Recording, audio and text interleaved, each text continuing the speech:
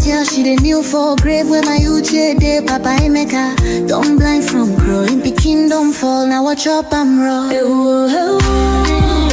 This self they shake my hand no feel. Yes, today we laugh, today not us we more. If we don't stop this night where we they share, tell me who go sing for the ones we know.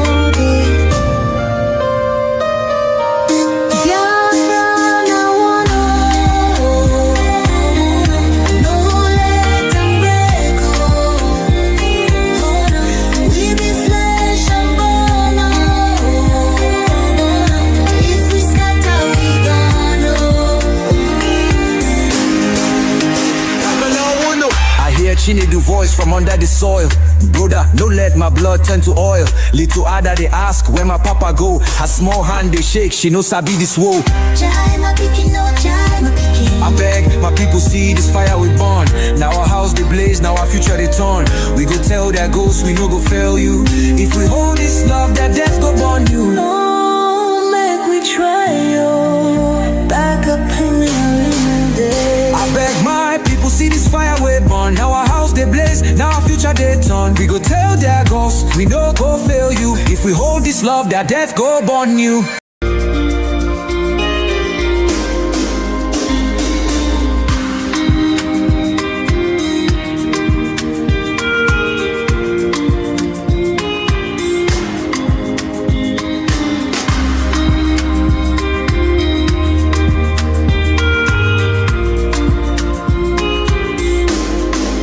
I see Mami Nkechi, a rapper don't tell she the kneel for grave where my uche day. Papa Emeka, don't blind from growing. Pikin don't fall, now watch up I'm raw.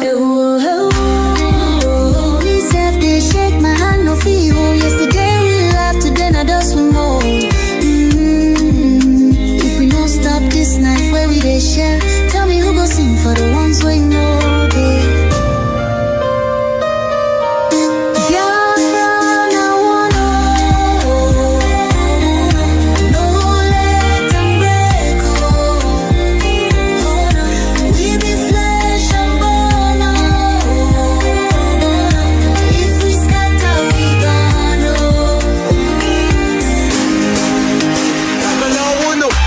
She need the voice from under the soil.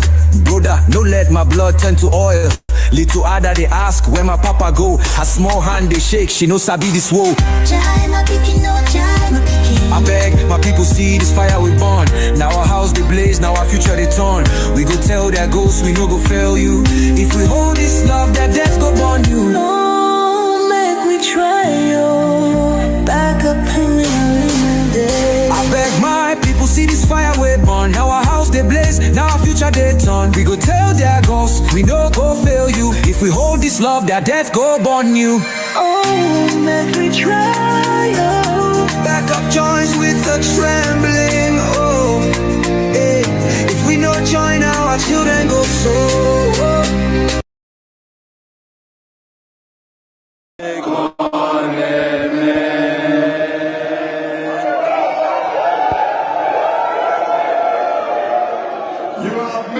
Today. By the power conferred on me as the Prime Minister of the Biafra Republic government in exile, and after you have voted for the open gate for the Biafra freedom, which is 100% vote, this charter has become a law, and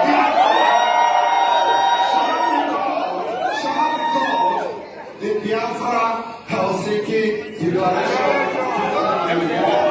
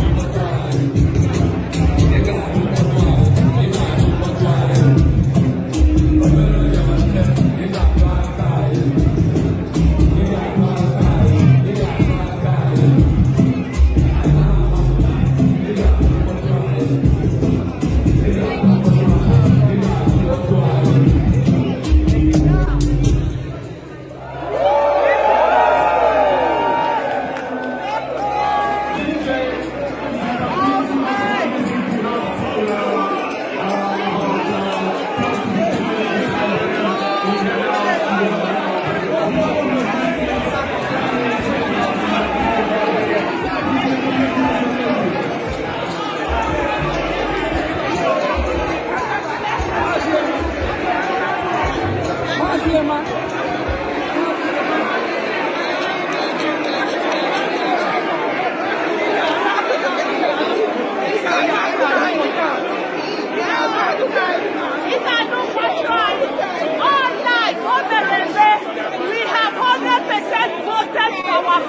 Biafra.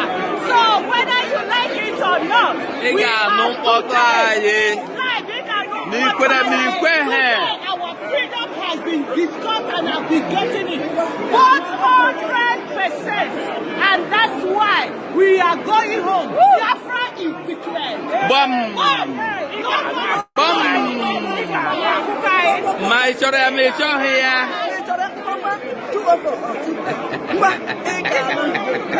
Overlook it now. He got no photo. Me quere, he get queria. My hair quero. I get queria.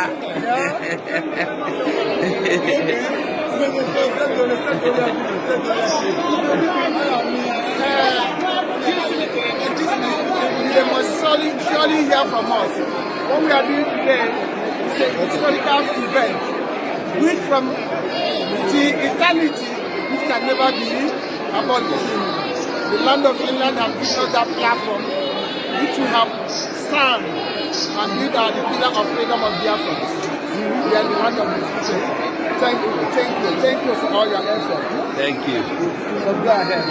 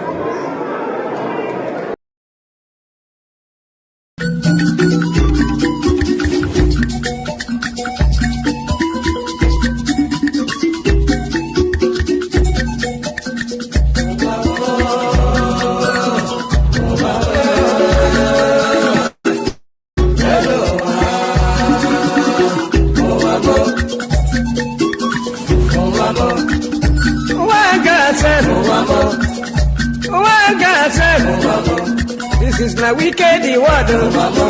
This is my confusion word. Listen to Palibran. I will be telling you a story about one lady girl. Pali they go to work. Pali they work for bank. Then I enter for motor. Wherever they go. Wherever they go, opposite Udi, but the right hand the side, along the school road. I see people run. I see people run. Then I ask the driver waiting they happen. Driver waiting they happen. Driver tell the pali boy, see no day for talk. See nothing for talk. If we better you take your eye and see. Then I call the driver. Driver waiting. Driver waiting.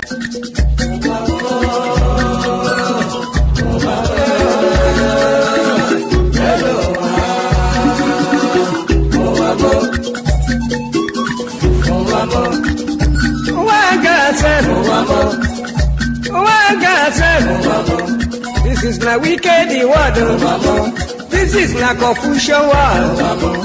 Listen to Palibran. I will be telling you a story about one lady girl. Pali they go to work. Pali they work for bank. Then I enter for motor. Wherever they go. Wherever they go, opposite Udi, but the right walking on the side. Along the school road. I see people run, run. I see people run,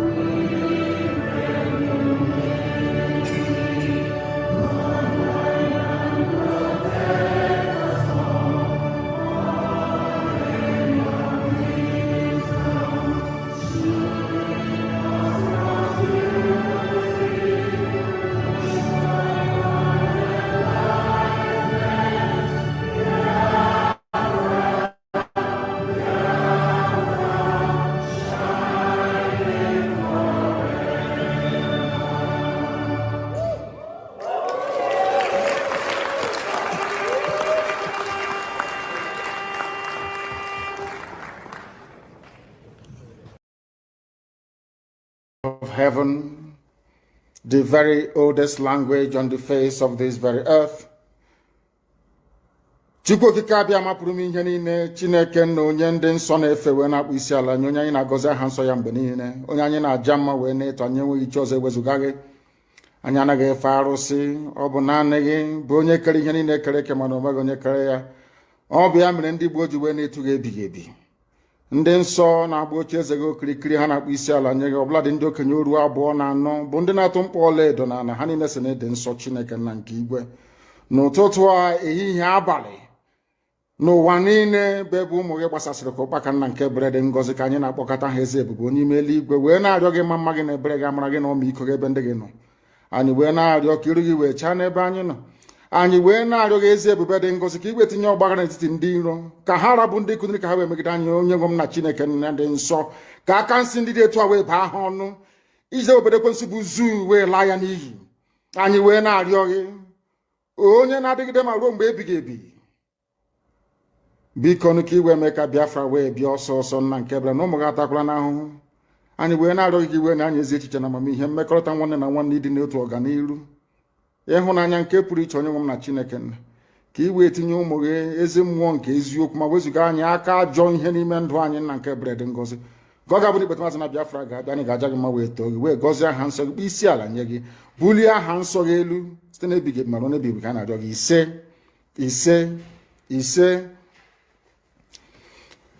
This very morning, all of you, I believe that those who are watching know who we are and why we do what we do. My name is Nnamdi Kanu. I am the leader of the indigenous people of Biafra all over this very planet Earth, the director of radio Biafra and Biafra television, and by the very special grace of the Most High Elohim, a servant of the wonderful people of Biafra. We are live and we are direct this very morning, afternoon, or night, depending on where you are. And we start this very day by making it abundantly clear that the greatest enemy of a black man is the way that we reason. If not that the way we reason is very, very abhorrent, there is no need or reason why we should be suffering and complaining every blessed day without the courage to do something about it. Know about the Biafran war. The reason why we gave up was because we felt that God had abandoned us. Because some of you are, of course, most of you are very young. You don't know there's a song called Nkosi. It was played after the war. I can't find it. I can't find it anymore. It says Nkosi Obogeniki Inebe Akwari. Because our people sat down and felt that God had abandoned us. That God cannot be in heaven and such a thing is happening on this very earth. That was why we gave up during the war. But God knew what he was doing. Then we were not ready. Mentally and spiritually. I didn't say physically. I said mentally and spiritually. But now we are. And that is why Biafra will come. All these lies. If they like, let them publish tomorrow that they killed 40,000 ESN operatives. Babash. Instead, they're the ones who are dying, and they'll continue to die. Ndara. And as I said, I'm warning them now. You see all those your children schooling abroad, some are in the UK, some are in the US. Oh dear. So shall you be childless amongst women. So shall your mother be childless amongst women. It's in the scripture. They're shaking. We're exposing them. I want to quote the Bible for the zoo.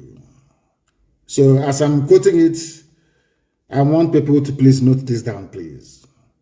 And write it, and I'm Googling it as I'm talking. You know, I can multitask. As you have made women childless. Oh dear. So shall you be childless amongst women. So shall your mother be childless amongst women. It's in the scriptures. Because we are children of light.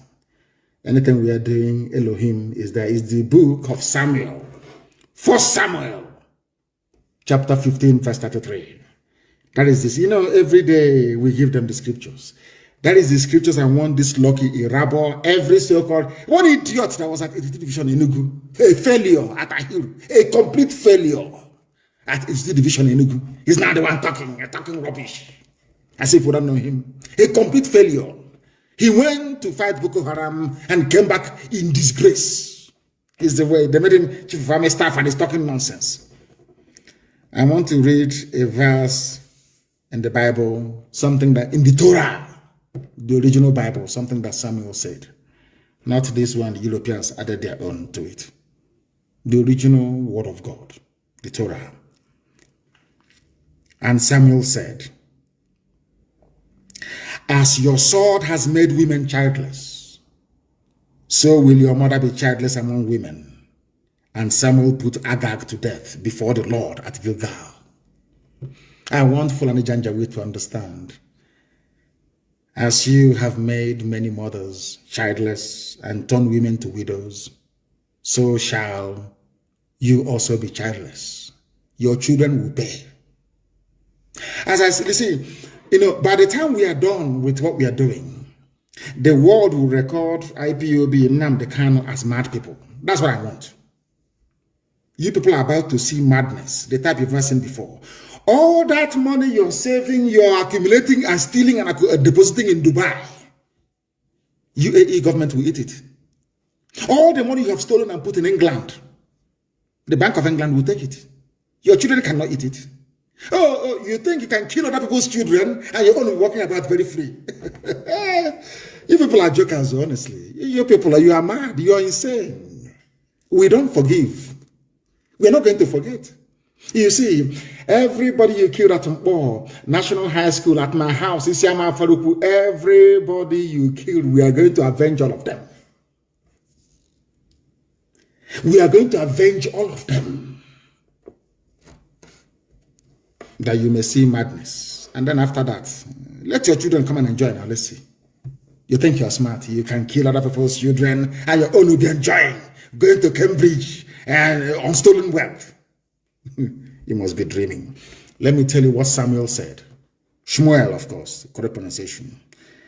As your sword has killed the sons of many mothers. I think the New Living Translation is better. And I want this quotation everywhere, tonight, all over the world. The first book of Samuel, chapter 15, verse 33. Use the New Living Translation. This is for Fulani generals and police commissioners in our land. As your AK-47 has killed the sons of many mothers, now your own mother will be childless. Ponder over it. Very, very important. As they are doing all this, their nonsense, they're saying the North cannot be threatened. These are the people threatening us. You know, that is one thing. Sometimes I wonder the type of journalism you have in Nigeria. The people threatening us, they're in our forest, killing us, and now turning around and saying you cannot threaten us. Hey, Zoo. They're called the Northern Elders Forum. It's from their news today. The North can't be threatened into submitting to separatist agenda. That foolishness of IPOB, everybody is now foolish. That thing we saw many years ago, and they killed us for it. They campaigned against us for it. Now everybody has seen it. Isn't God wonderful? Do you see why I said that IPOB, they are the only chosen people? I'm being honest. They are the only people what we saw many years ago, some of you are saying it just last night. The Northern Elders Forum has said no amount of political maneuver by secessionists in parts of the country will threaten the North's political fortune ahead of the 2023 elections, which means they are telling you that we hold the key to Nigeria. That's what they're telling you. People who are in our forests, raping and killing our people, they are telling us that we are the ones threatening them. And newspapers will carry this junk.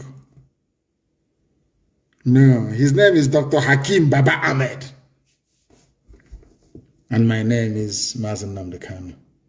We are not relatives. I don't know who this man is. By blood, by genetic disposition, by religion, by culture, by sexual inclination, I don't know who they are or where they came from. Just that Britain decided that we saw a bunch of monkeys in Africa. Let's put them together as one country. That's what happened. He described the wave of irredentism. Not the wave of Fulani banditry, no. They think they're clever. And some of you make Fulani feel that they're very clever. They're very foolish. Fulani, you people are the ones threatening us. You are the ones in our forest. Fulani, you are the ones that sent Yoruba people on exile as refugees into Benin Republic. Fulani, it is you. Yoruba young people are rising up. You are now claiming we are separatists, irredentists, or whatever garbage you call it. Because you think we are fools. Because you will use Daily Trust, you will use all these stupid Nigerian media houses to drown everybody out. No, but not us. I will come on air to preach. And millions all over the world will listen. Because what we are preaching is the truth. The whole truth and nothing but the truth.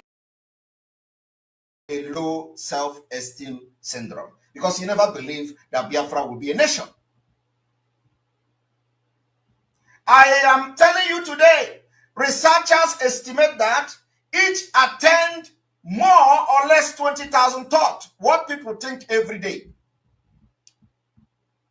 And our ancestral tendency is to pay more attention to the negative ones, which is pure survival instinct.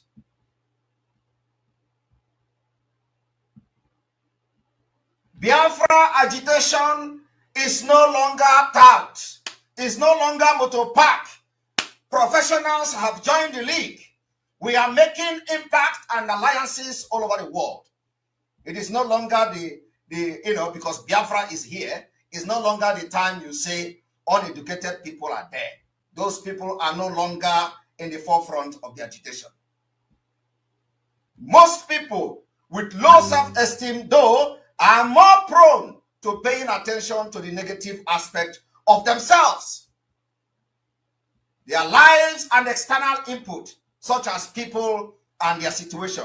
This is what Nigeria has offered you. Nigeria has made every Biafran to see himself or herself as a low self-esteem.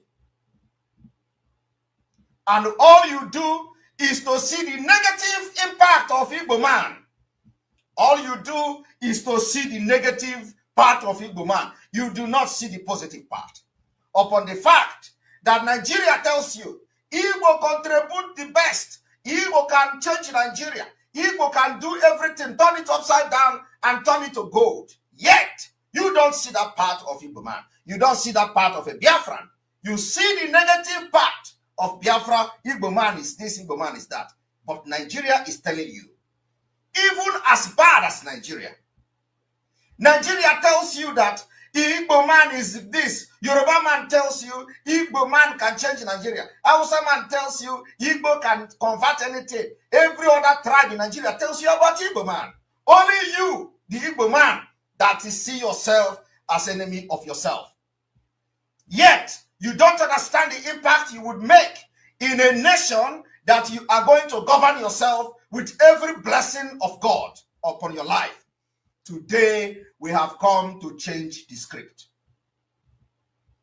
I want you can name this speech of the Nation Today address as changing the script.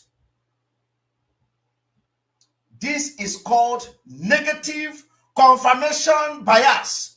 And it is quite like seeing the world and us in a true dark lenses, failing to pay attention to the positive.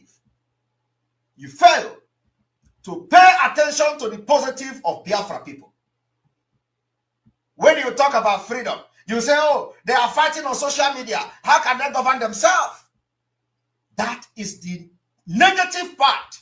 You pick it, but yet you call Obi. Obi want to be a president. Obi want to do this and do that. Is Obi not also part of that negative part that makes you not to support Biafra? Don't worry. By the time Biafra come, you will take your bag and baggage and go to northern Nigeria and enjoy your north. Believe me, we will give you the opportunity.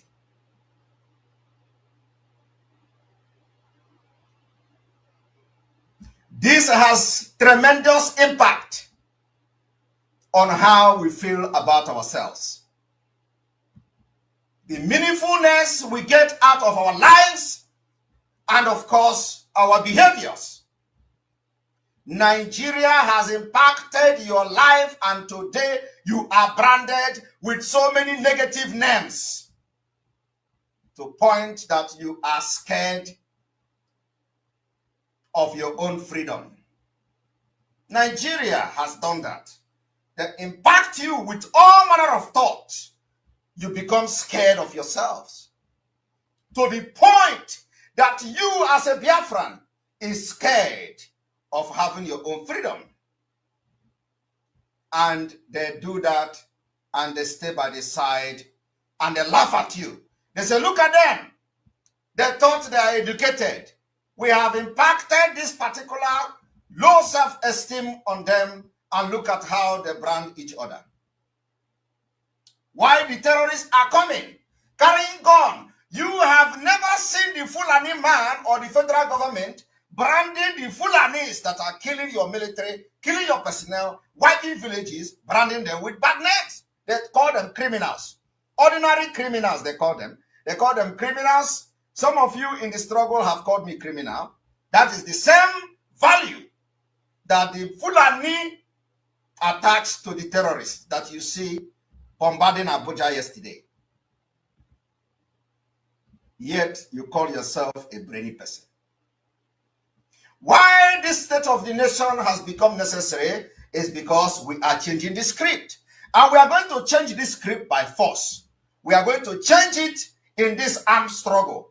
If you do not know that we have entered armed struggle, we are declaring the armed struggle today, in case you don't have knowledge about that. We are into armed struggle for our freedom. I want you to understand that Nigeria impacted you, impacted your life, and today you branded with so many negative names to the point that you are scared of your own freedom because of the negative impact of Fulani government policies in your life. Only Biafra can solve this problem.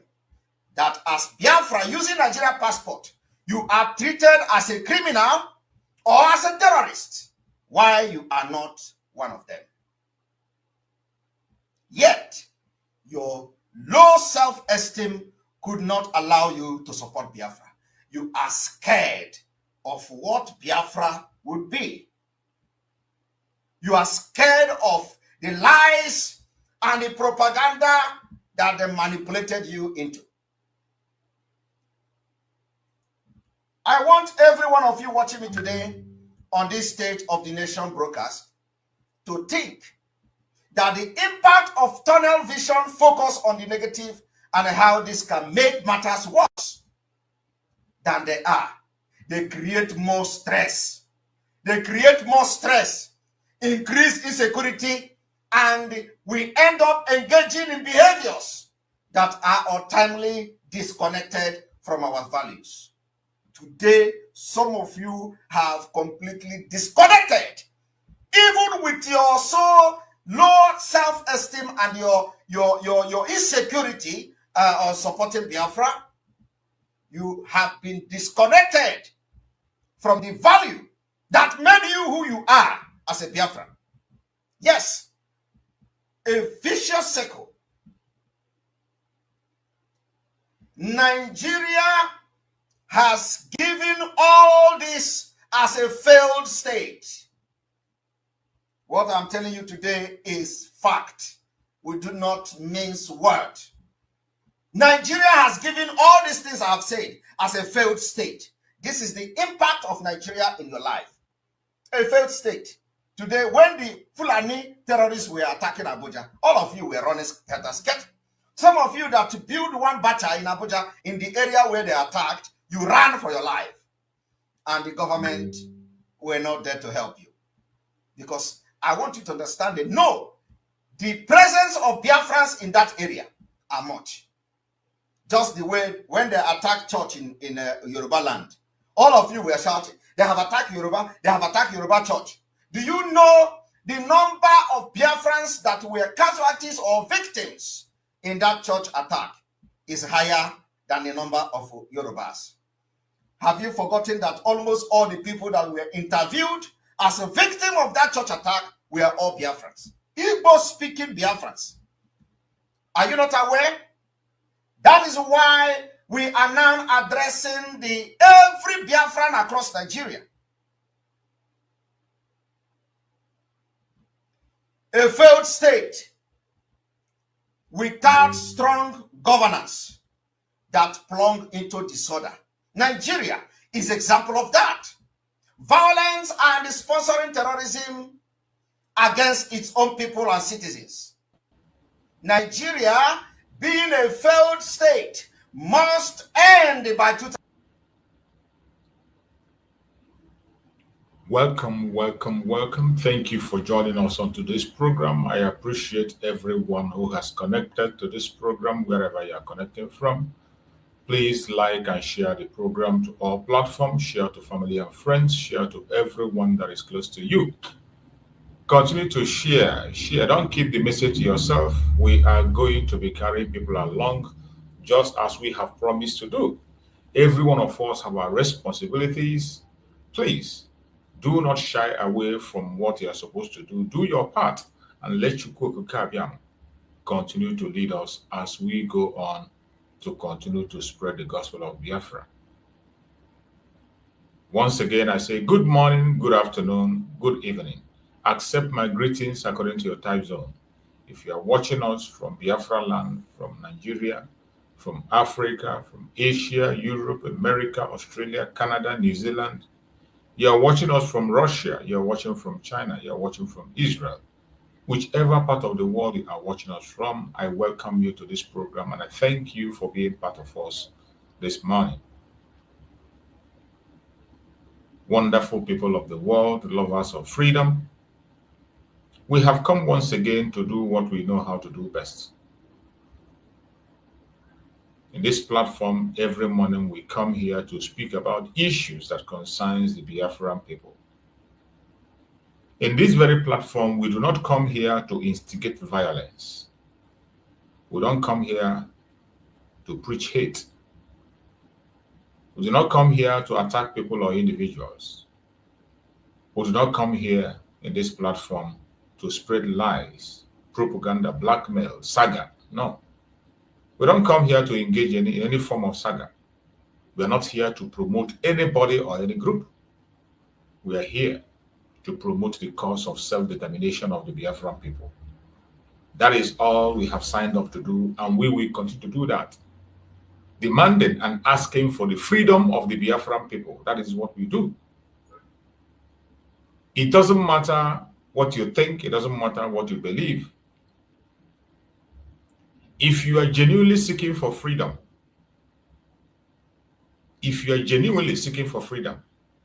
it doesn't matter your religion, your location, your ideology. It doesn't matter to us. As long as you're sincerely and genuinely seeking for freedom, we are here for you. And you are going to enjoy your stay with us here. Freedom is one thing that concerns us, and we'll speak about it with all strength. We speak about it following the law. We have come once again to do what we know how to do best. And remember, every day when we come to this platform, it is an open platform where everybody can join us and make their contribution. The only thing that qualifies you to join in our program is for you to be a human being with conscience. As long as you're a human being with conscience, lover of freedom, you are free to join us. You must not be a Biafran for you to join us. You must not be a Nigerian to join us. You must not be an African to join us. No matter what be your ideology, your orientation, it doesn't matter to us. As long as you are genuinely seeking for freedom and you are sincere to yourself, feel free to join us. Send in a request, make your contribution when you have to. You are welcome. Most especially those that have superior argument, we welcome them to come here and make their opinion. We are ready to listen to you. We are ready to pay attention, to hear from your superior argument. I bet you, if you can be able to convince us why we should forget about our freedom, I will help you to preach it. But if you don't have anything to offer, don't waste your time. Don't embarrass yourself. You can just sit by the side and listen to us. By listening, maybe at the end of the day, after listening, you go back, you have a think on what you are doing and you change your mind. We will continue to preach the gospel of Biafra. It doesn't matter how many people listen to us. It doesn't matter how they block us. It doesn't matter the attack we are getting. We will continue to preach this message. Come sun, come rain. It is because it's a matter of life and death. So we don't have any other option. I wish we had another option. If the Biafran people had another option, of course, I will jump on that option. But as it stands today, we don't have any other option. The only option we have is to get out of the Zoological Republic, support the cause of Biafra, pursue self-determination with all our heart, with all our mind, with all our resources, and get it done. And that is why we are here. So while we are in this program, if you want to make your contributions on the topic we are going to discuss, you can send a request. I will bring you in. Either you are watching us on TikTok, on Facebook, or YouTube, wherever you are watching from, and you want to make a contribution to our discussion, all you need to do is just to send a request. I will bring you in and you will speak and the whole world will hear you. a lot of people are watching online on different platforms. So today we are going to discuss on a very important topic today. And the topic we are discussing today says, why would anyone want to invest in Igboland? Anger, oppression, the untold truth about the Igbos. The topic says, why would anyone want to invest in Igboland? Anger, oppression, the untold truth about the Igbos. I decided to treat this very topic because of a program I saw that came out from Arise TV.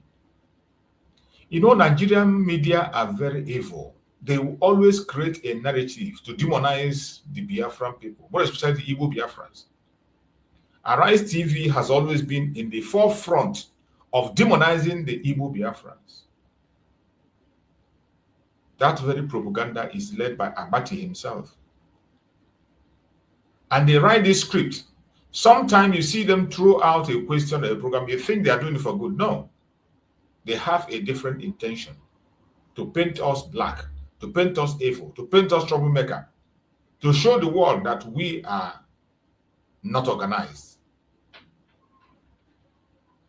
I saw this very question asked by their presenter, and that is why I have decided to come to my platform to respond to this very question asked.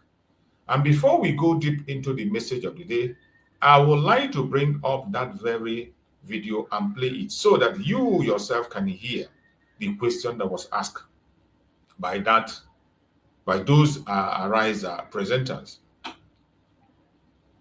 As I said, they are very, very manipulative. That is why these days we cannot see anything and turn a blind eye to it. We cannot see anything and turn a blind, no matter what it is. Once we see any topic they raised in their media that has to do with us, we are going to take it up and we will discuss it and respond to it accordingly. This is not the time to shout, or this is not the time to cry or question. This is not the time to lament. It is time to respond to issues. Make your case and tell the world what the situation is. Because as you see, the world is changing.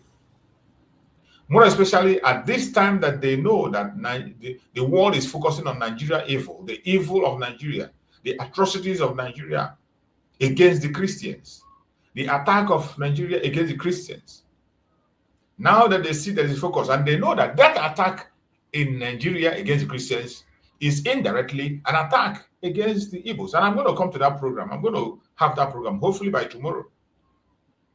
How the attack on the Christians in the northern Nigeria connects to the attack on the Biafrans.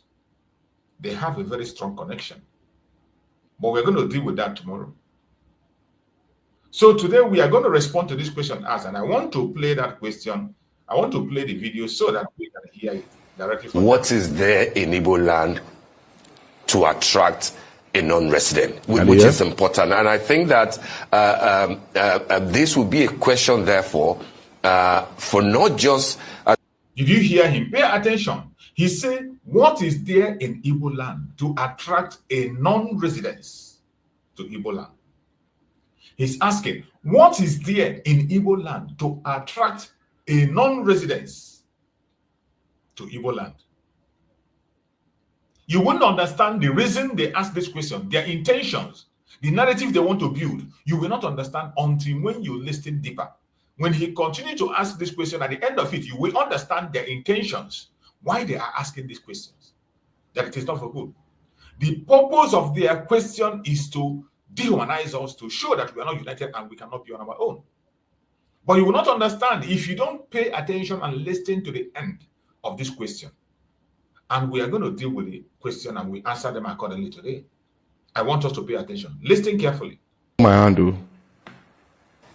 What is there in Igboland to attract a non-resident, which is important. And I think that this will be a question, therefore, for not just the authorities in government in all the 5 states of the Southeast, but to also the billionaires and businessmen of Igbo extraction who are mostly outside of that region. You know, for a number of times, the Igbo'S are compared to the Jews in terms of how proficient they are, how industrious they are. But of course, nobody will say that the Jews have not done anything in their homeland of Israel. We know of how powerful they are in terms of military base, in terms of agriculture.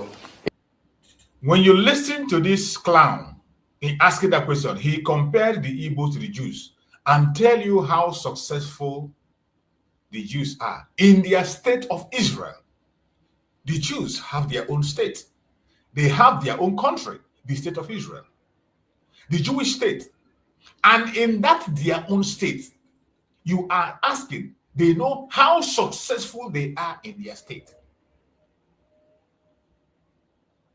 How successful. He was trying to compare, these are people that have their own country. They have fought through all trial. The same thing we are facing, they faced it and they succeeded at last and they fought through. And it was only when they had their nation, it was only when they had their own nation that they have all these successes you are pointing out. It was only after the establishment of the state of Israel that they were able to make this achievement that this man is going to enumerate here. But he wants to try and throw it to us, who they have forced to remain in a place where we do not belong. He is trying to compare us. They are forcing us to be, even when they know we want to. Now they only talk about the success of the Jewish success, but they didn't talk about that the Jewish fought their way to their independence and got their independence in their own state, doing things the way they want, how they want it, in their own way. So when you are making such comparison, you have to first of all start from supporting the right of the Biafrans to have self-determination, be on their own. Be on their own. Then watch and see the progress they can make.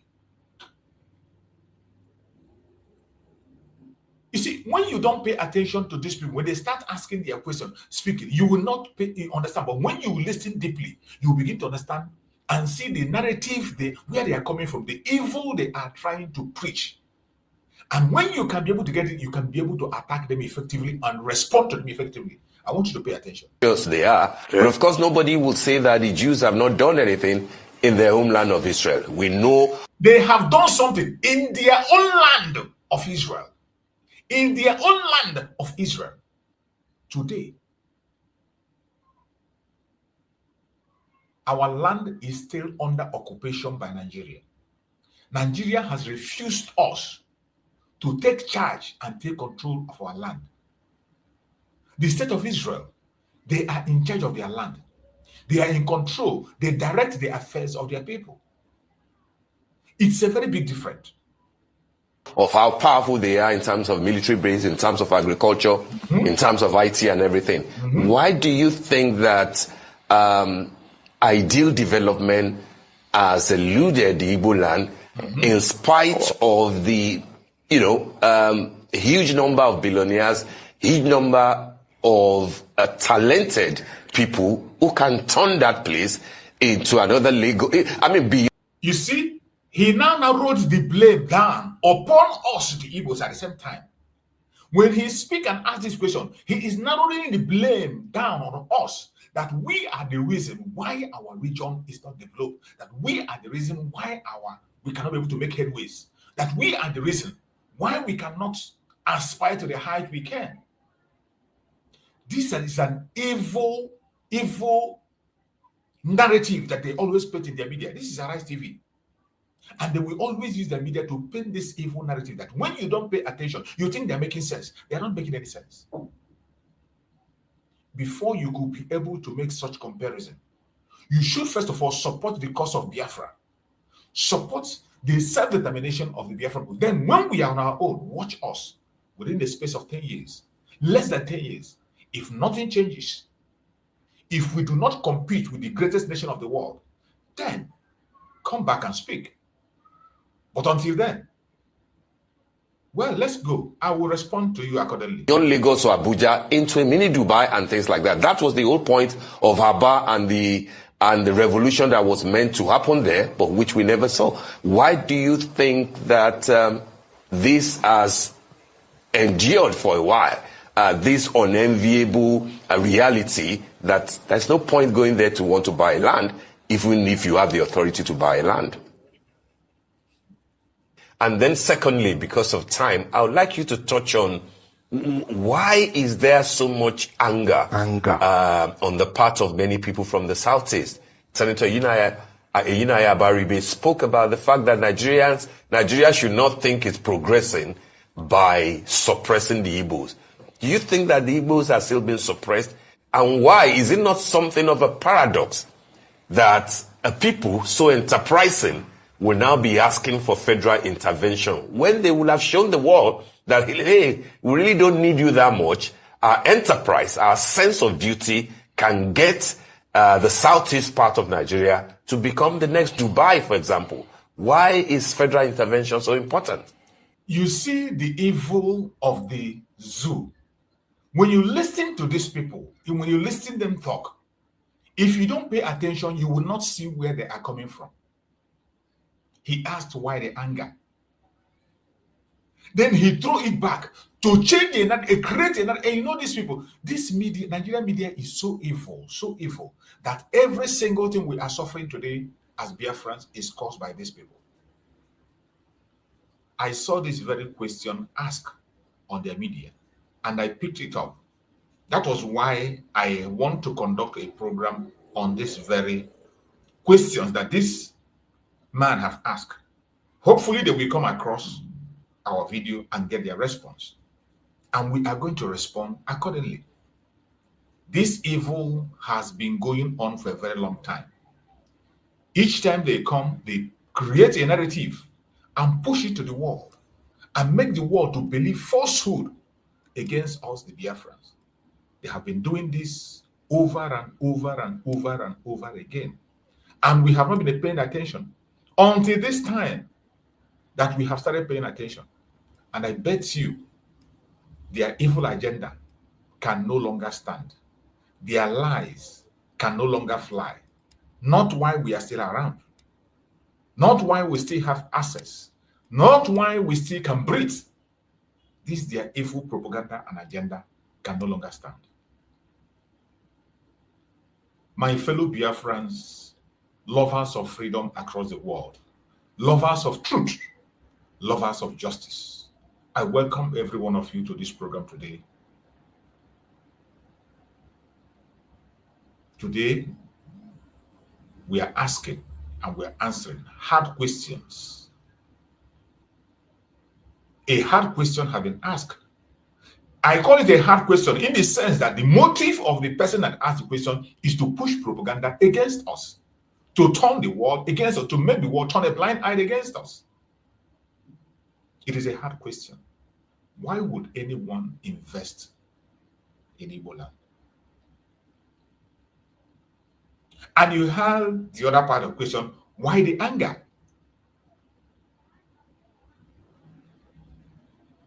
My fellow Biafran that are watching, why would anyone want to go to Igboland to invest? It's a question.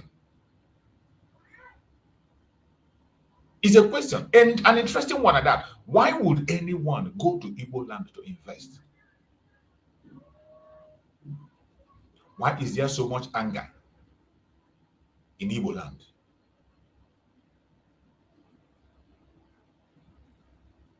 He went ahead to ask, are the Igbos truly oppressed?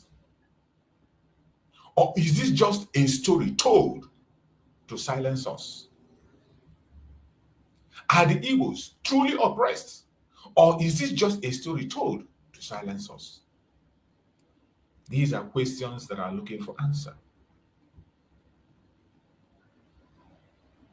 My brothers and sisters, lovers of freedom across the world, this discussion is not just about economics. It is not just about economics. It is about identity. This is is about the identity of the Igbos. It is about justice. It is about the survival of a people who have been marginalized for decades. That is what we are trying to dig into today. And that is what this question is all about. It is not just about economics. It is not just about economics. It is about identity of a people. It is about justice and survival of a people who have been maltreated for a very long time, marginalized for a very long time, for decades. We are going to try as much as possible to expose the hidden truth and respond to the answers. Give them answers. Respond to the question. Give them answers as they have asked. And we are going to go back to history. A lot has happened. A lot has happened. You are asking us, why are we angry? Why the anger? A lot has happened in the past. After the Biafran War, 1967 to 1970, Nigerian government declared no victor, no vanquish. That is what they said. But in reality, Igbos faced economic strangulation. In reality, Igbos face economic strangulation, which all of us know about, a 20 pounds issue. I don't need to go back there. All Igbo bank savings were wiped out. All Igbo bank savings were wiped out completely and reduced to only 20 pounds, regardless how wealthy you are. Regardless the amount you have. You also remember the issue of the abandoned properties in Port Harcourt and other areas where the properties of the Igbos were seized. You're asking why the anger? You're asking why the anger? Up to this day, as we speak, federal projects, industries, infrastructures were deliberately shifted away from the southeast. Companies were deliberately shifted away from the southeast. Deliberately, they were all shifted away from the southeast into the north and the southwest. This was done by the federal government itself. And you're asking, why the anger? These actions, are they not enough to make people angry? This very action planted anger in the heart of every Igbo man.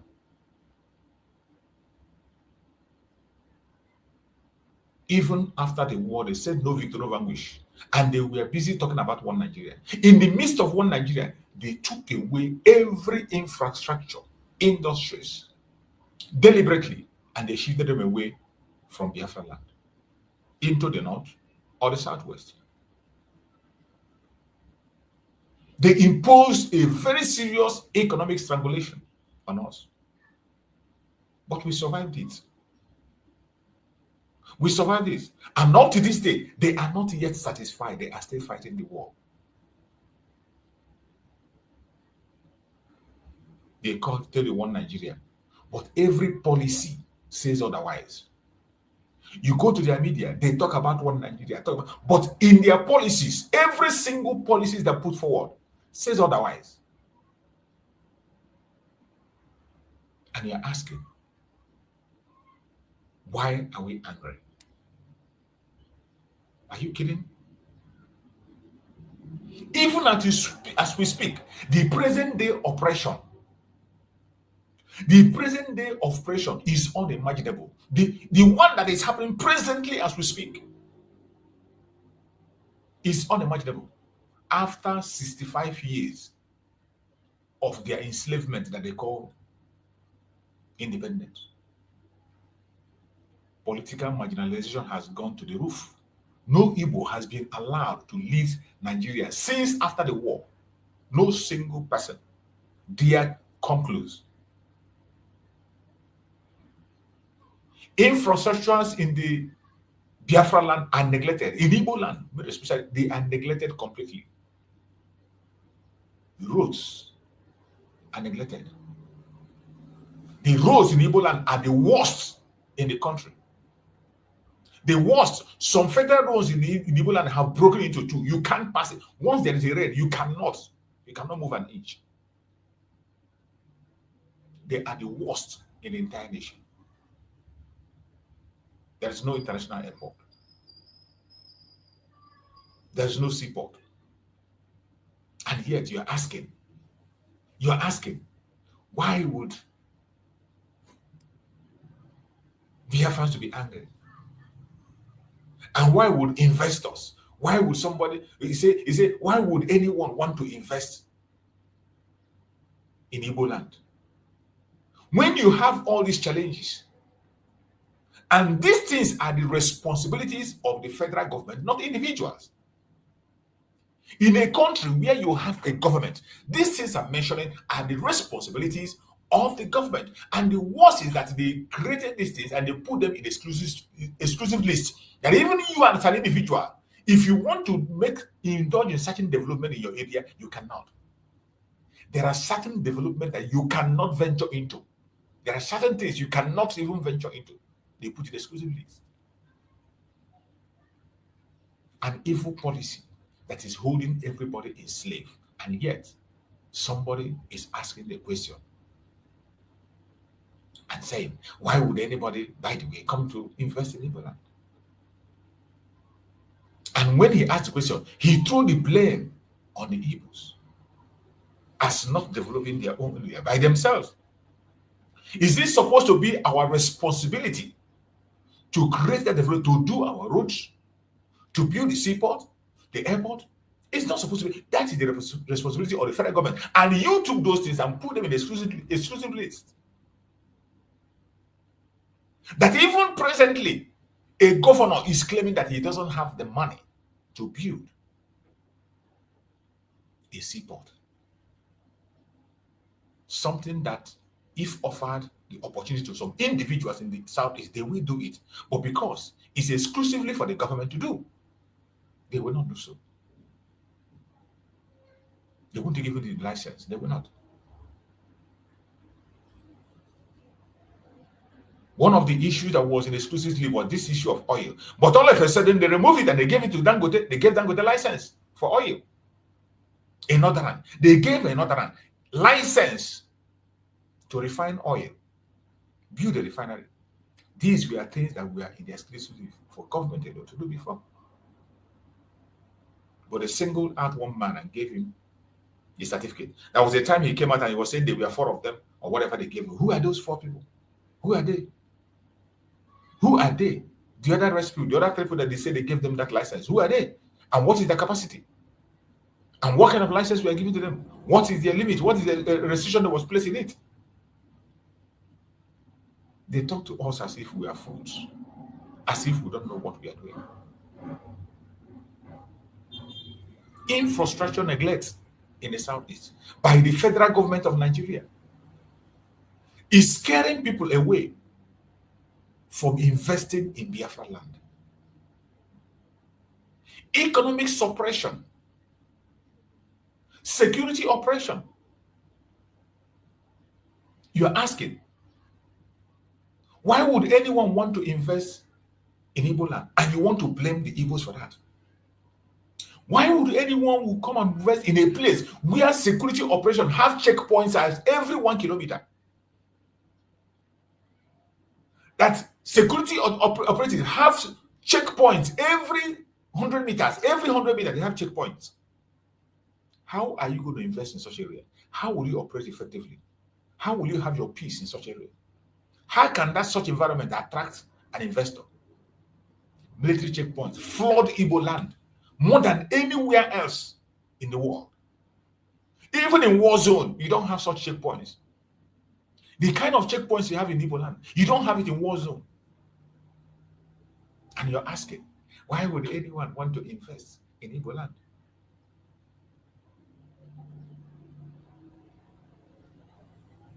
And when our Supreme Nnamdi can come and say, all the checkpoints you leave, you attack him. Mazi Simon came to remove the checkpoints, you attack him. We call for self-determination, you attack us.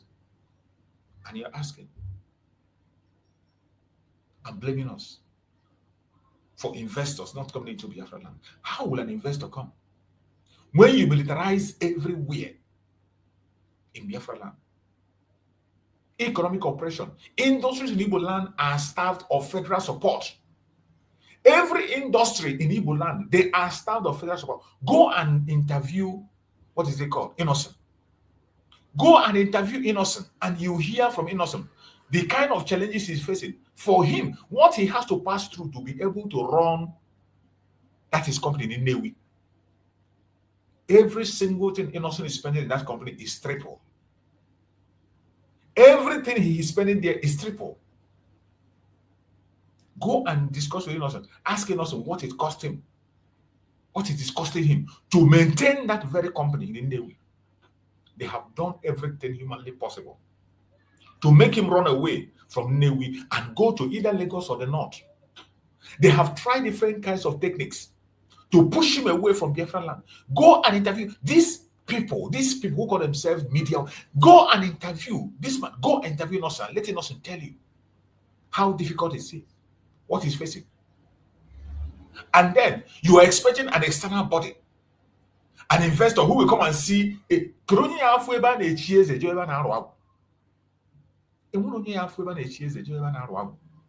doesn't happen. And you are asking, why would anyone want to invest in Igboland? Laying emphasis and blame on Igbos. Your federal government economic suppression is one of the reasons investors are not coming to Biafra land. The suppression, the militarization of our area, infrastructure neglect, political marginalization. These are facts. These are what is making investors not to come to Biafra land. And it is solely on the federal government. It is their plan and strategy intentionally put in place.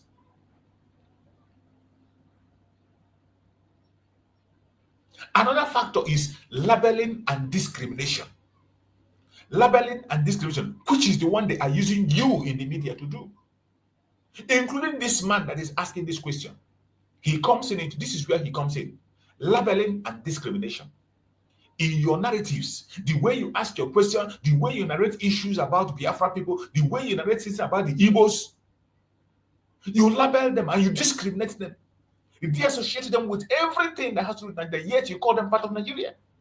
Look at the question you ask and the way you ask and the manner in which you put the question. Putting a blame upon them, something that has nothing to do with it, and you made a comparison with the state of Israel. You made a comparison with the state of Israel. And after you acknowledge that they are hardworking, they are doing, and they are like Israelites, and you forgot that Israel have their own nation.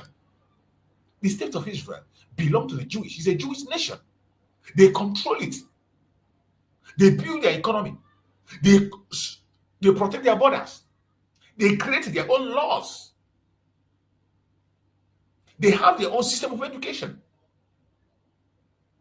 They have their own way of doing things. You took away all this right from us. You took away all this right from us, and then you are asking and comparing. Why wouldn't we make success like the state of Israel that are already on their own, that have already had their own country? You are trying to compare us with them, even when you know that we don't have our own nation yet. And that is why we are fighting. If you are sincere in this useless question you're asking, the first thing you should have been is to join the campaign of self-determination for the Biafra people. When you join the campaign for the self-determination, ask the government to allow us to go. Conduct a referendum, approve our referendum, allow us to go. Then watch us in the next 10 years. If we remain the same way, then you can ask and begin to compare the state of Israel, a sovereign state, an independent state. You are comparing it with our land that is under occupation. You are comparing with people who have been starved and a land is being occupied by occupying forces. A land that is marginalized, where infrastructure are neglected, security operation every day, economic strangulation every day, economic operation every day, in a place where they are labeled and discriminated against. Igbo youth are quickly branded criminals. When you are in Igbo land today, if you are in Igbo land today and you are doing business, walking around, the possibility of you losing your life is there every second, every minute. Every Igbo man in Igbo land today, Igbo youth in Igbo land today, that is up to 15 years, when you wake up in the morning and you go out, you don't have an assurance that you're going to return back home. There is no guarantee that you will return back home. In some places, we have seen information circulating, telling people not to come back home. One of our brothers is playing music, and he's playing Biafra music, Josh. I saw a video that Josh made. Josh made a video of an information that was sent from his village. His village people sent him information saying that he should not return home. And he should tell all that his friends, none of them should come back home. That the military is going house by house, taking young men and women as young as 15 years upwards. They take them and they eliminate them. These people will not talk about this issue. They will not talk about this insecurity that the government of Nigeria is creating in Biafra, and you will not speak about it. But you come to ask me a question. Why would anyone want to invest in Igbo land? And you are pushing that blame on the Igbos, and you are asking, why are they angry? Why the anger? Imagine the boldness. You are asking, why the anger?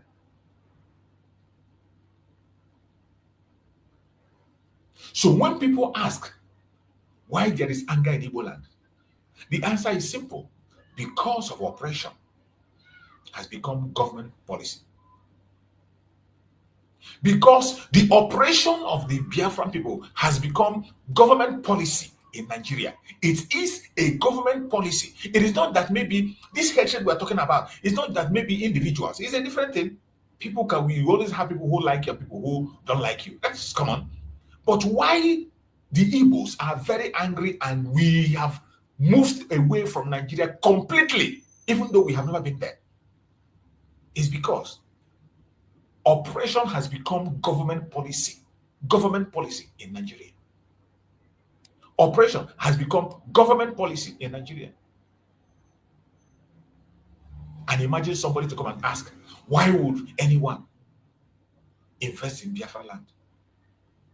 Why would anyone invest in Biafra land?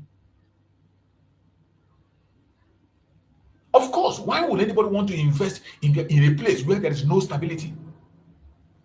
They have made sure there is no stability in Biafra land. There is no fairness, no infrastructure. These are denied in Igbo land in a large scale. In Igbo land today, there is no stability anywhere. They have created insecurity, destabilize everywhere, make everywhere not suitable for people to exist. No fairness anywhere. No fairness. They use even the governors, they use the politicians against their people. A federal government policy pursued and held on to by the governors, people who are supposed to represent the people. Who on earth will see such unfair treatment and you come there to establish and remain there? Infrastructure deficit. Go and check everywhere. Go and check in all Igbo land. Even in Abia State that they're telling you they're doing that, go and see, check Abia State. You will see efficiency. Abia State that they came here announced to us for 24 hours light. Where is the 24 hours light? Many people are confessing that they never saw the 24-hour light. It was just a propaganda. The same Abia State governor told you that he doesn't have the money to be able to build a seaport. And meanwhile, Abia State is is among the Nigeria states. Abia State is an oil nation where they have oil and gas, a Nigeria Delta state. And a governor is telling that they don't have money to build a seaport. Is that not laughable? And you're asking, why would anyone invest in Biafra land? And when you ask that question, you are laying the blame on the Igbos. Instead of pushing the blame on the federal government of Nigeria, you are throwing the question. This is the question you throw the federal government and not to the Igbos. You don't throw such question to Igbos. Throw that question to your federal government. But look at their evil. This is the evil of Nigerian media. They come to their media to paint the Igbos black. In all of them, on the time. This is Arise TV. And this is what they do. And many of them are from Igboland, some of them. The other sister who lost last time is in Arise TV. Some Dojuku that lost her life in Abuja. She's part of the Arise. They write the script, they read this news. They just write and give them, and they push it forward. Despite oppression, Igbos are naturally entrepreneurs. We build our businesses everywhere. Despite all the oppression, we build our businesses every day. Our entrepreneurship is not affected. We don't care. Yet, when it comes to investing in their homeland, insecurity, government neglect discourage them. Today, insecurity, government neglect discourage people from investing in Igboland. So it is the problem of the government, not the problem of the citizens.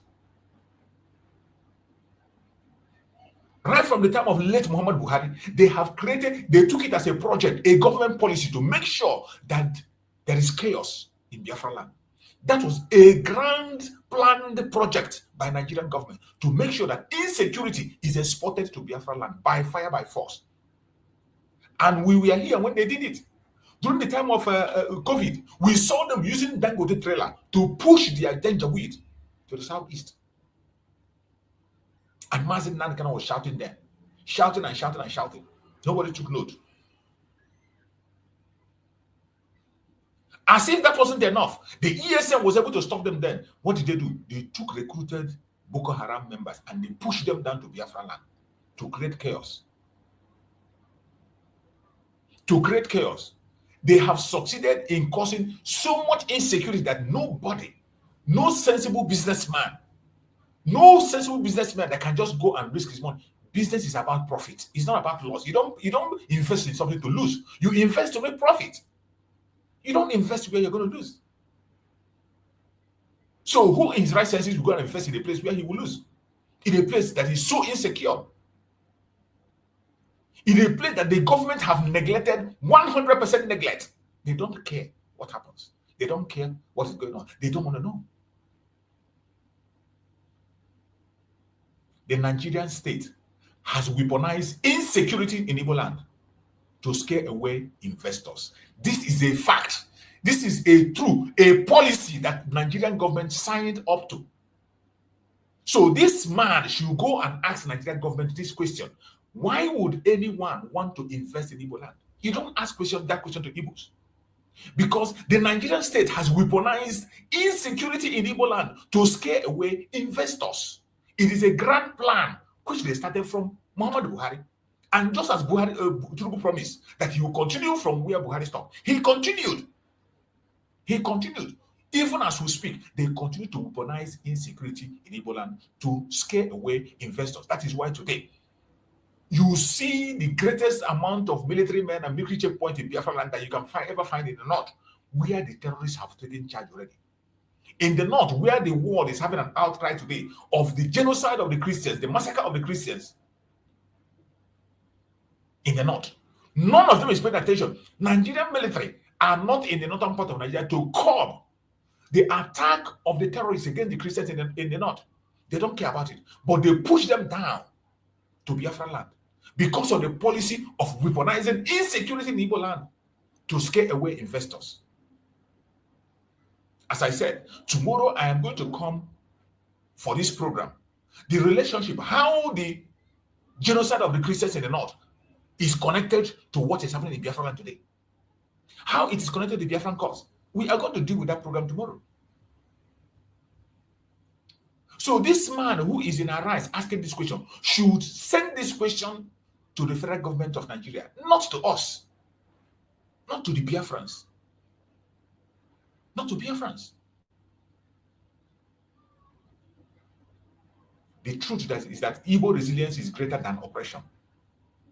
The resilience of the Igbos is greater than oppression. It doesn't matter. In the midst of all this, we are still pushing forward and we are surviving. In the midst of all these atrocities, we are pushing forward and we are surviving. If given the same support other regions enjoy, if given the same equal treatment that other regions enjoy, Igboland would be a world-class investment hub. No doubt about it. Igboland will be a world-class investment hub. We, the Igbos, are not begging for handout. We have never begged for handout. Even after the Civil War that they took away everything, we didn't beg for handout. So we can't beg for handout now. We are demanding fairness. That's all we have demanded all this while is fairness. That has been our demand. Fairness, that is the only thing we demand for. That is the only crime we have committed in Nigeria. But at this point, there is no other way than to walk out of that zone, which we have already done. We are not part of you, and we can never be part of you. So for the fact that you will sit in that station and begin to compare us to the state of Israel, I beg you in the name of Chukwu Okike Abiama, as you can have the confidence to compare us to the state of Israel, can you tell Nigerian government to allow us to have our own state? Tell your nation to allow us, tell Nigeria to vacate from our territory and allow us to have our own independent nation. Since you can make comparison with us to the state of Israel, acceptable. We are just as strong as they are, as educated, as wise, as industrious as they are. But the only thing that is hindering us is the continuous existence of Nigeria in our territory. The occupation of Nigeria is what is hindering us.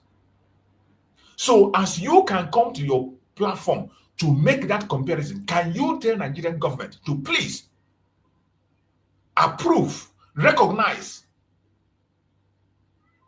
the referendum of the Biafran people? Recognize our self-referendum and let us go peacefully. Let us go peacefully. Then, and after then, you can now begin to make this comparison. After 10 years, if we cannot compete with every other country of the world, come back and then you have a word to say. Until then, shove that your statement into your mouth. Until then, redirect your question to where it's supposed to be. Not to us. Not to us. Not to us. You are asking me why the anger. You are asking Biafrans, why are we angry? Why are we so angry? Why are we coming online every day to talk? Why is it that we are angry? Why is it that we don't want to be part of it? You are asking that question. Why anger? Our anger is justified. More than justified. Our anger is very justified. And I want to tell you that anger comes when your land is exploited but not developed. Anger comes when your land is exploited and is not developed. Anger comes when your people are killed and nobody is held accountable. When your people are murdered, nobody is held accountable. When genocide is going on in your area and nobody cares. Anger comes when you are told you are part of a country but treated as a foreigner. What else can make you angry more than that? That in a place you're supposed to be a home, you will live abroad all your life. You will even have more, people will call you respect. But the moment you take the flight and you land in Murtala Muhammad Airport, you begin to see a different treatment. Even in the line where you are standing to stamp your passport, you will be pushed aside and they will entertain foreigners before you. They will treat you, you enter the road from checkpoint to the checkpoint, you begin to see a strength, they will treat you like a foreigner. What else could make somebody angry more than that? You're asking me why the anger? You're asking the Biafrans why the anger? And you call yourself a journalist, a presenter, in whatever, this arise nonsense.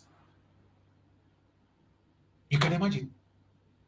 Anger comes When your destiny is deliberately delayed, when your destiny is deliberately delayed, it props up anger. It creates anger, a very strong anger that cannot be ignored. This anger is not misplaced. It is righteous anger, the cry of a people who refuse to be erased.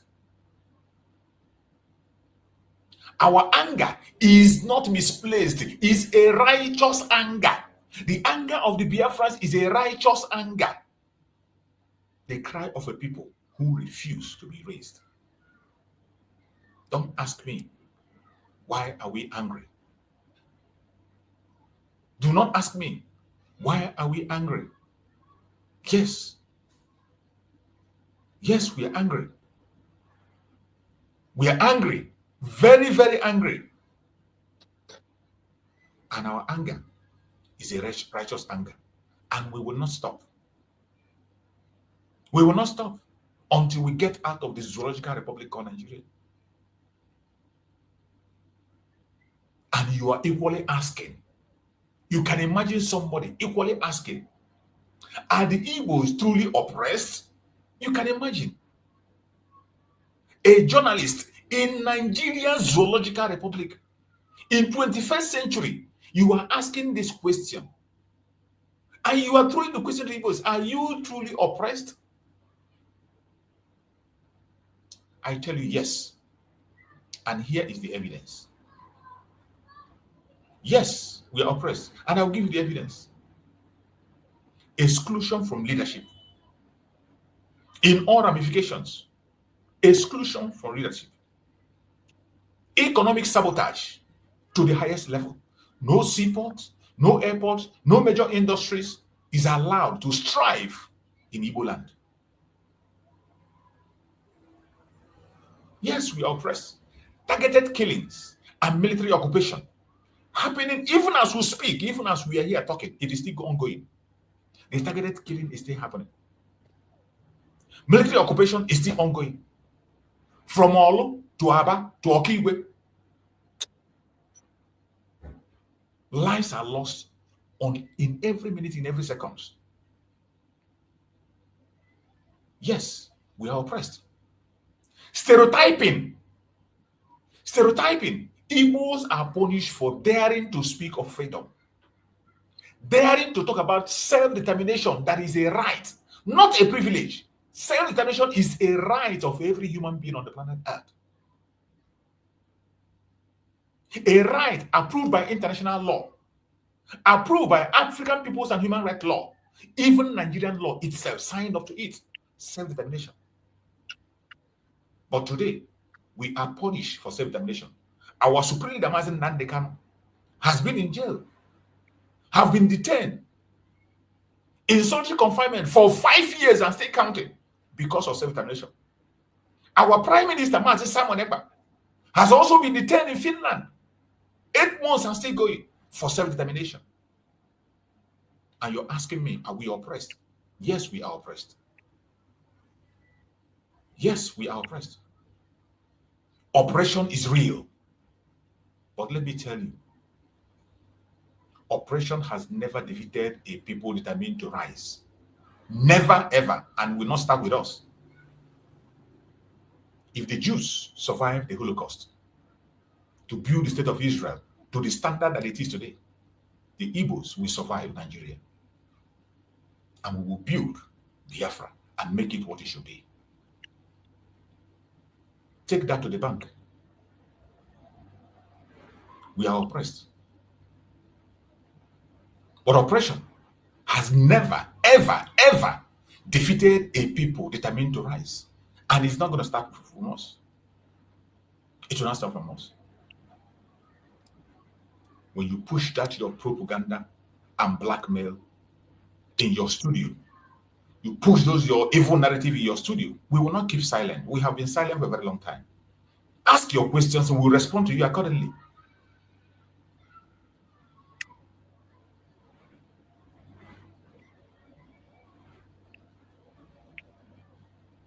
Every Biafran, wherever you are, It is time for us to unite together. It is time for us to have resilience. We cannot allow oppression to divide us. Never, ever. We must not allow oppression to divide us. We must build solidarity among ourselves. We must build solidarity among ourselves. It is a must. It is a must. No matter what your brother, your sister has done, no matter the differences we have, everybody does. We must build solidarity among ourselves. One Igbo nation, one destiny. And also respect and recognize our brothers around us. Carry them along. Love each other. Every nation that makes up Biafra, we have nations that makes up Biafra. We have the Ijo nation, the Banke nation, the Ibibio nation, the Ijo nation. So many nations that make up Biafra. We must build solidarity among ourselves. We must build that unity. Our Igbos in diaspora must channel investment strategy. Every Igbo must channel investment strategy into education, technology, and self-sustaining industries. Not like that our sister who went and invested in Lagos, and before you know it, they destroyed it, only to come and learn and build a lament. Make a wise investment. Don't go and put your money in the hands of your enemy to come and lament tomorrow. Diaspora Igbos who are investors, more especially because we are mentioning Igbo, because they are the majority. They are the ones that throw this money around into the hand of the enemies. That is why we mention Igbo. It's not just about them. Diaspora Igbos must channel investment strategically. Their investment, they must channel it strategically into education, technology, and self-sustaining industries. Unity is the weapon that will break chains stronger than bullets. That is why I always call for unity, and I will continue to call for unity. I don't care what the differences might be. I don't care. What I'm focusing on is a collective interest. It is one chain that is holding all of us. It is one freedom that we are chasing. It is one nation that we are looking for. And we must have to unite and fight for it. I don't care what party you belong, your orientation, your angle, where you're coming from. I don't care about that. I care about the unity, the freedom of the people. That is where my concentration lies. Brothers and sisters across the world, lovers of freedom across the world, anger must not destroy us. Anger must not destroy us. Oppression must not silence us. We must turn our pain into power.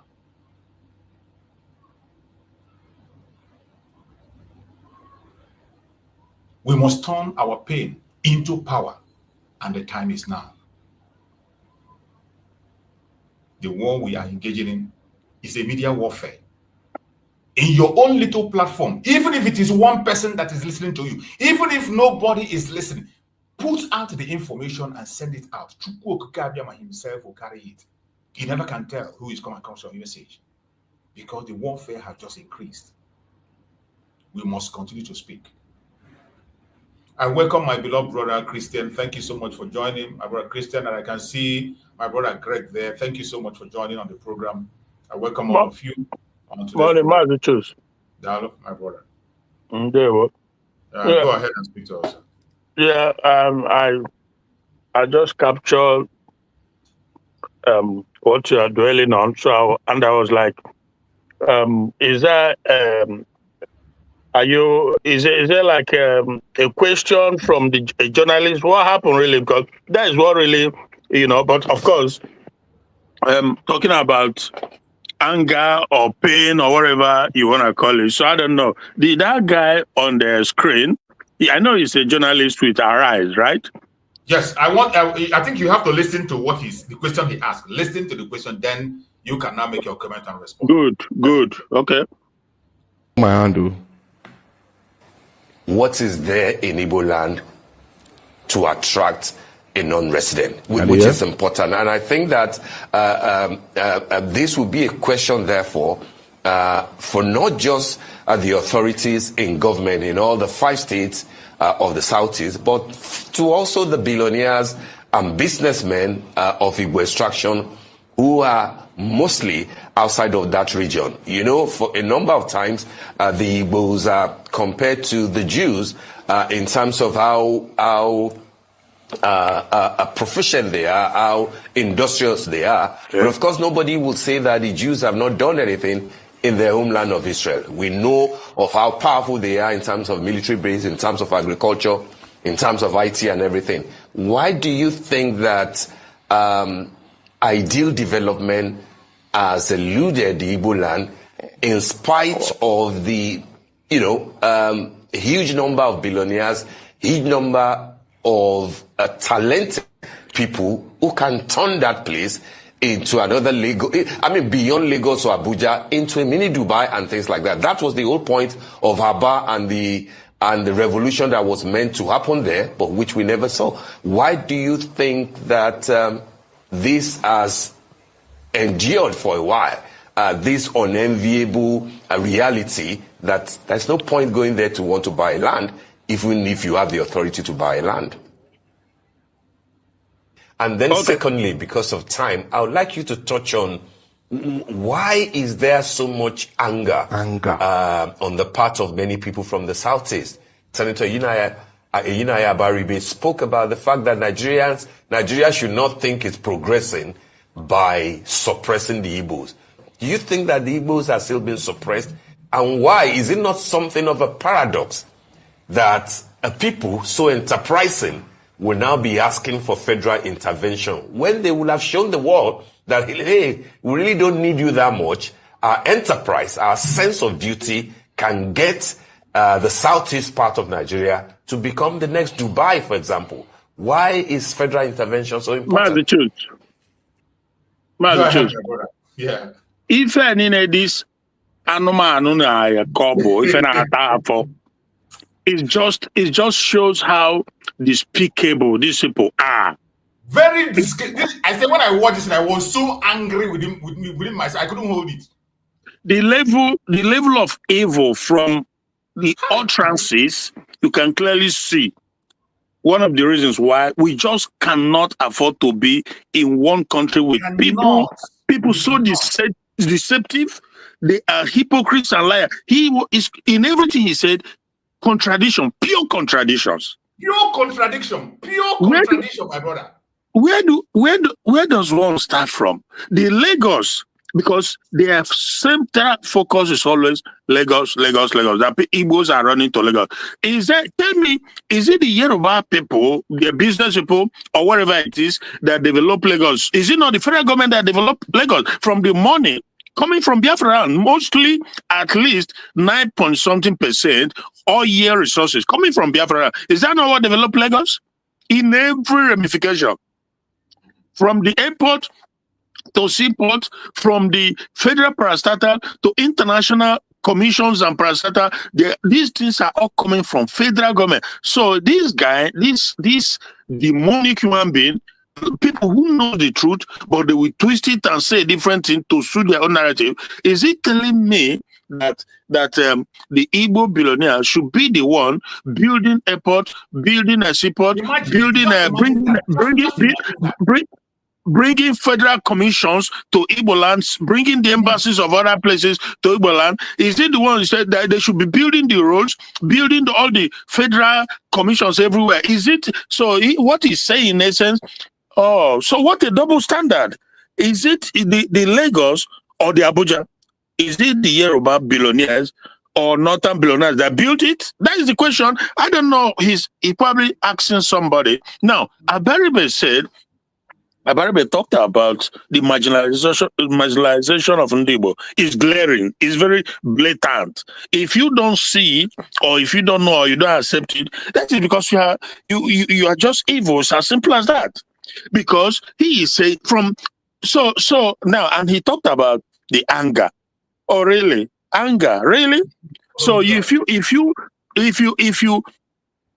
there's one movie I watched. It's what's the name of this movie? is it 10 Commandments? I think it's the 10 Commandments. Moses, right? So, and the author is late now. You know, they were trained in a ship and being made to walk with little or no food.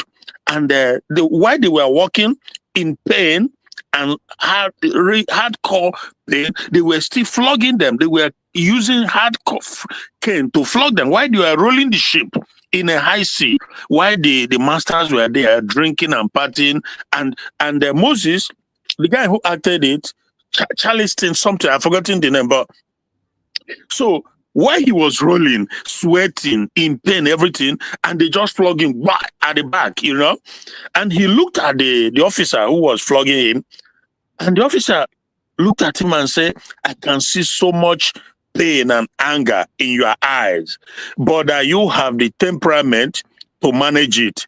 So, in other words, you change somebody down, he's working, forced labor, you are beating him, and you turn around and expect him to be smiling and giving you flower and be telling you, I love you. In other words, that's what this evil man is trying to portray. Why is it that you made reference to when you land at Murtala Mohammed Airport? Why not land in Enugu? Why must I land in Yoruba land, Murtala Mohammed?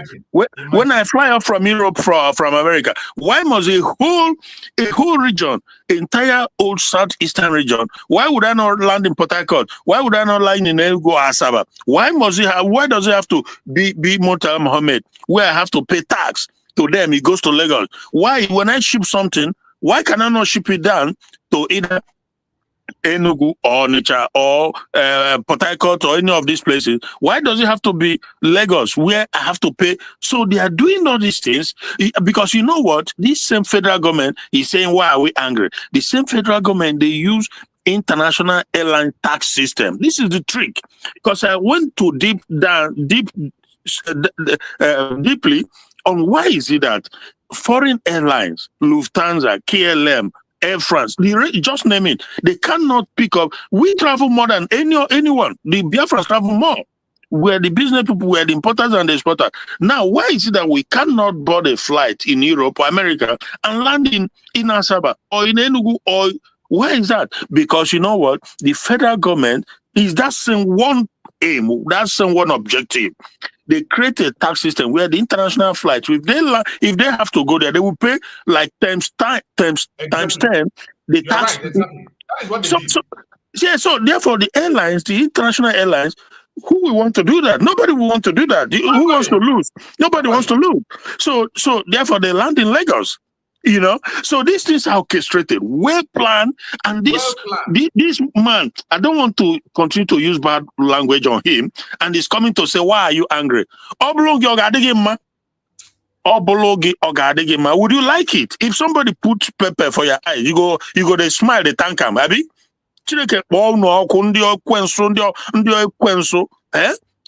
what the Yorubas, the Yorubas and the North, from the inception, this gang up have been going on. Gang ups. We have a video of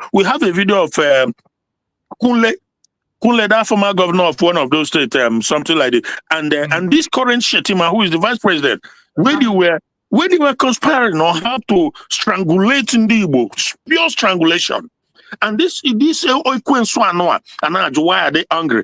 Does it mean he's not aware of that video? Does it mean he's not aware that Nnamdi Kanu is he not aware that Nnamdi Kanu, what he fought for, what he is still fighting for, is the same thing that Sunday Igbo'S fought for. And the federal government under Buhari went to his house, killed people, and Sunday Igbo'S went to the forest, killed some of these people, and he ran away, you know, he ran away into Niger, one of these countries, and eventually, Tinubu, I think Tinubu came, you know, then he was pardoned and he came into the country, does his business, do the burial, and he left peacefully. Nobody heard him. For about 5 years now, Nnamdi Kanu had the same same exactly, asking for at least referendum or freedom to be free, because this is a pure forced marriage. But today, he was kidnapped. Tell me, if Nnamdi Kanu was a Yoruba, would this same double standard, this injustice, would it be going on? The answer is no. So when I just feel, it's sad, it's unfortunate that somebody like this, they know the type of people they pose that question to. If we are in a position to talk to him, if I'm in position to answer him, he will be sorry for himself to have said it. He will not dare now. They know the kind of people they bring to their studio to come and disgrace. Exactly. People who will romance the words and try to twist it to suit the narrative and not to be accused of anything. So they will. So this is the thing, because I told you about that sister who was on VOP yesterday. Yeah. And when she tried to speak the truth, the gospel truth, to speak the truth from her heart, the two guys, that handsome and the other lady there, they begin to. Exactly. They want to save their job, and because they know that the master will come for them. Because who owns the channel? That YouTube channel VOP, who owns it? People have to investigate. Then you know where everything is heading. So that is the situation, my brother. How do you go? Thank you so much. Thank you so much. I appreciate you for your contribution. Bro Greg, you are there.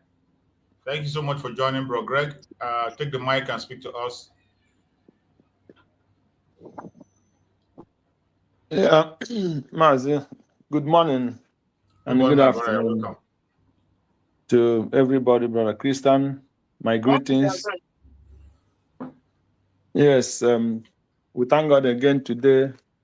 Thank God for the opportunity I have again today to talk to our people and to join Mazi Choose in his broadcast. We thank him for our lives and his mercy upon us and upon Biafrans, especially upon our leaders, Mazi Nnamdi Kanu and Mazi Simon Ekpa, the Prime Minister. May God continue to strengthen them, especially in this hard time that Mazi Nnamdi Kanu is going through. Sickness, or they would call it, they poisoned him, or they want to poison him. All I know that he is not complete fit. But what can a poor man do than to call upon his God? So we continue calling upon him, whom we rely on in everything, the Most High God, the one that created Mazi Nnamdi Kanu from his mother's womb, and strengthen him, take him to England. He studied in England till he started feeling all the pain about the suffering of his people. And he decided to go to fight, that his people will be free. We continue to call upon that God who gave him the ability, who gave him the energy, the boldness to speak for the unjust about his people. That God will rise again today and speak against injustice against him direct as a person, and injustice against the Biafran people. The same God will speak for Mazi Simon Ekpa in Finland in this new appeal, that all these efforts for Biafrans will not be in vain.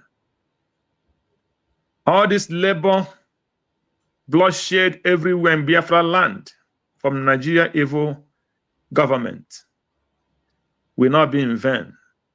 The Biafrans have suffered enough, especially the Igbo Biafrans have suffered the kind of evil that nobody has faced on this earth. Even the Jews did not suffer that kind of evil from the hand of evil Hitler.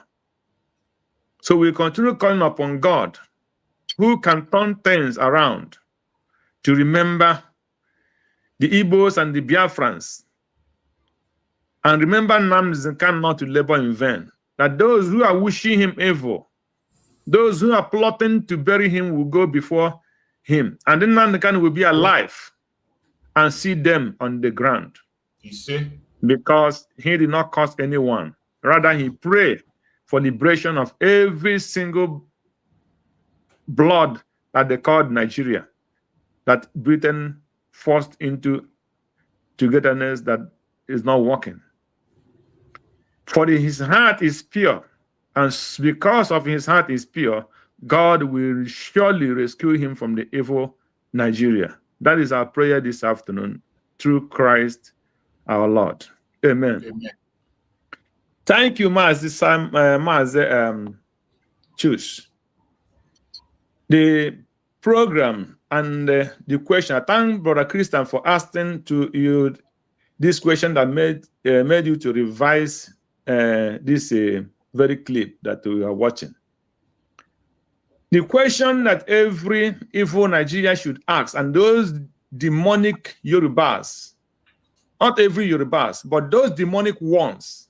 Exactly. I will start from the one that calls himself the Agboro, and the one that speaks for Tinubu, and the Fanikayede.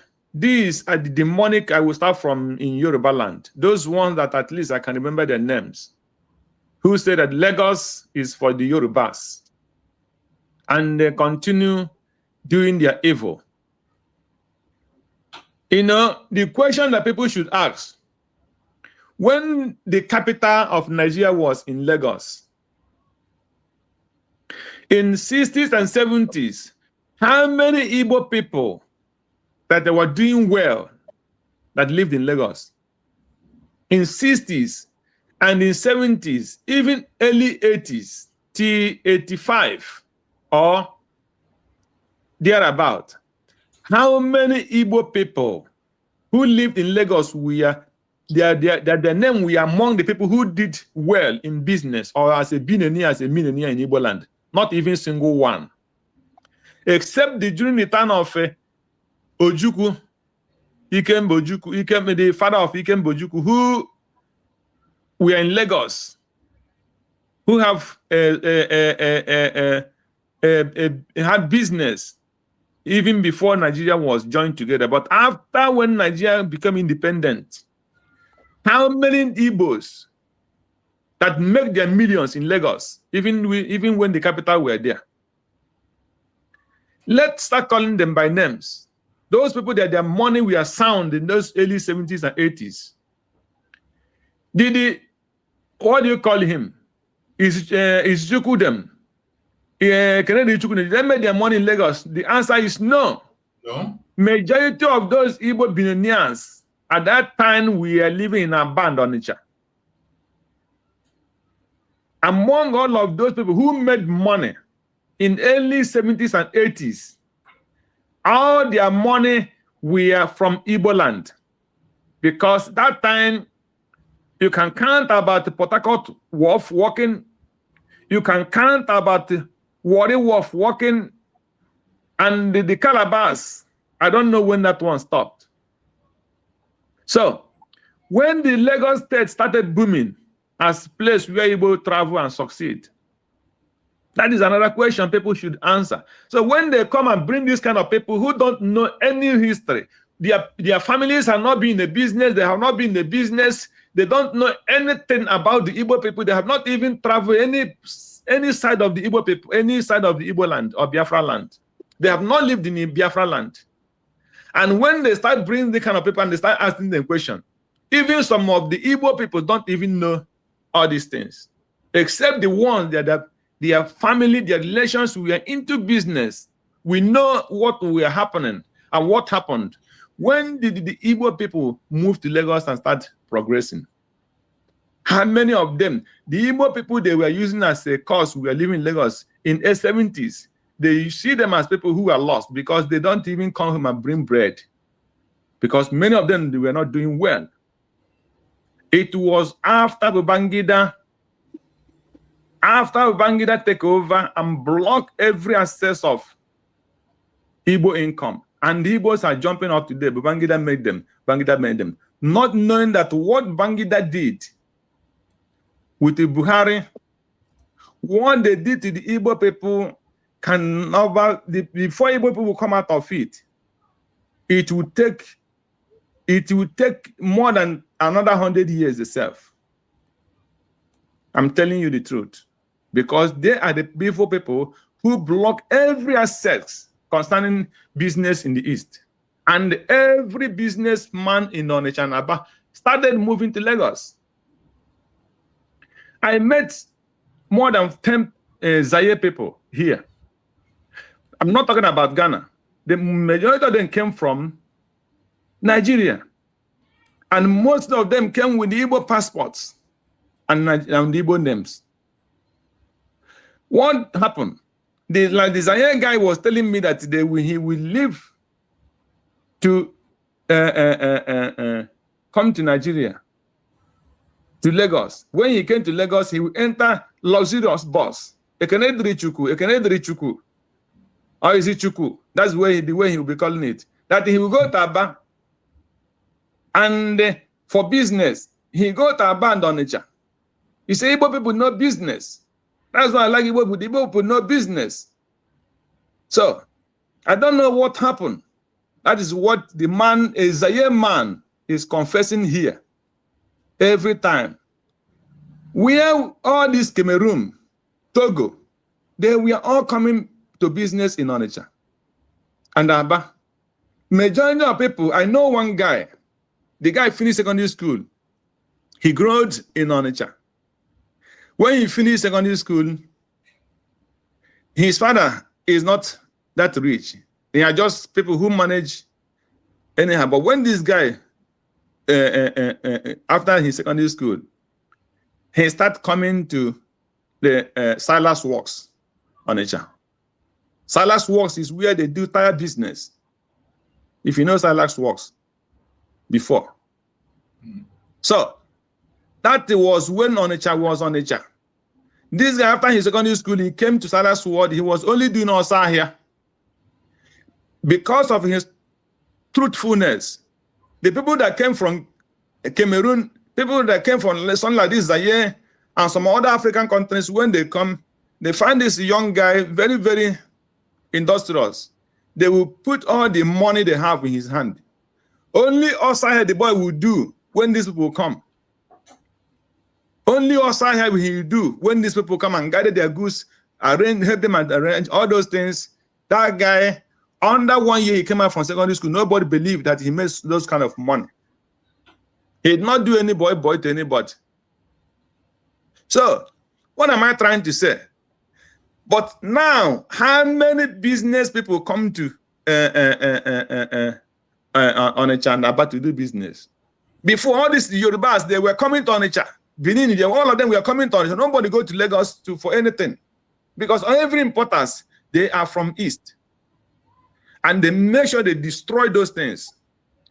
That is why every time when they raise this kind of issue, and anytime I come here, my anger go higher to Jonathan and Obi. My anger. Because this is only policy.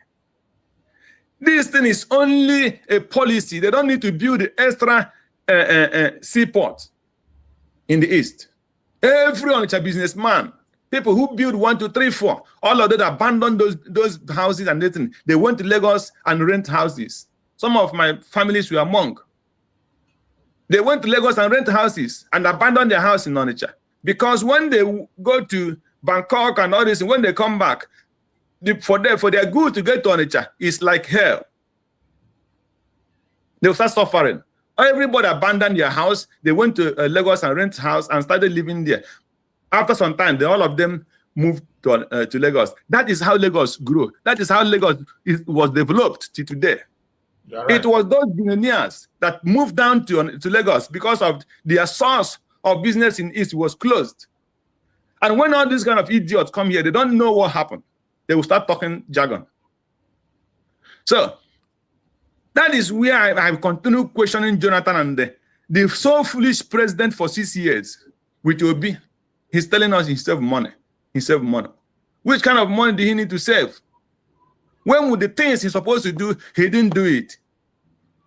You carry money you put in your pocket. Would that money raise income? No. So all those things is, for me, it makes no sense. It makes no sense. Say, look at when you come on our own side, during the time of Mbakwe, we are telling you that Olo don't need help. That the industry that we're not precisely in Idato, there is no town you come in Idato that don't have 2 industries during that time. This industry you are talking about started from Idato, not even from Newi. Then we copied it from either top people. And today, all those industries is dead, complete dead. No one is functioning. So why must they, when they start raising all this kind of thing, they're asking why are Igbos, why are they angry? Why will people not be angry? Why would they not go angry?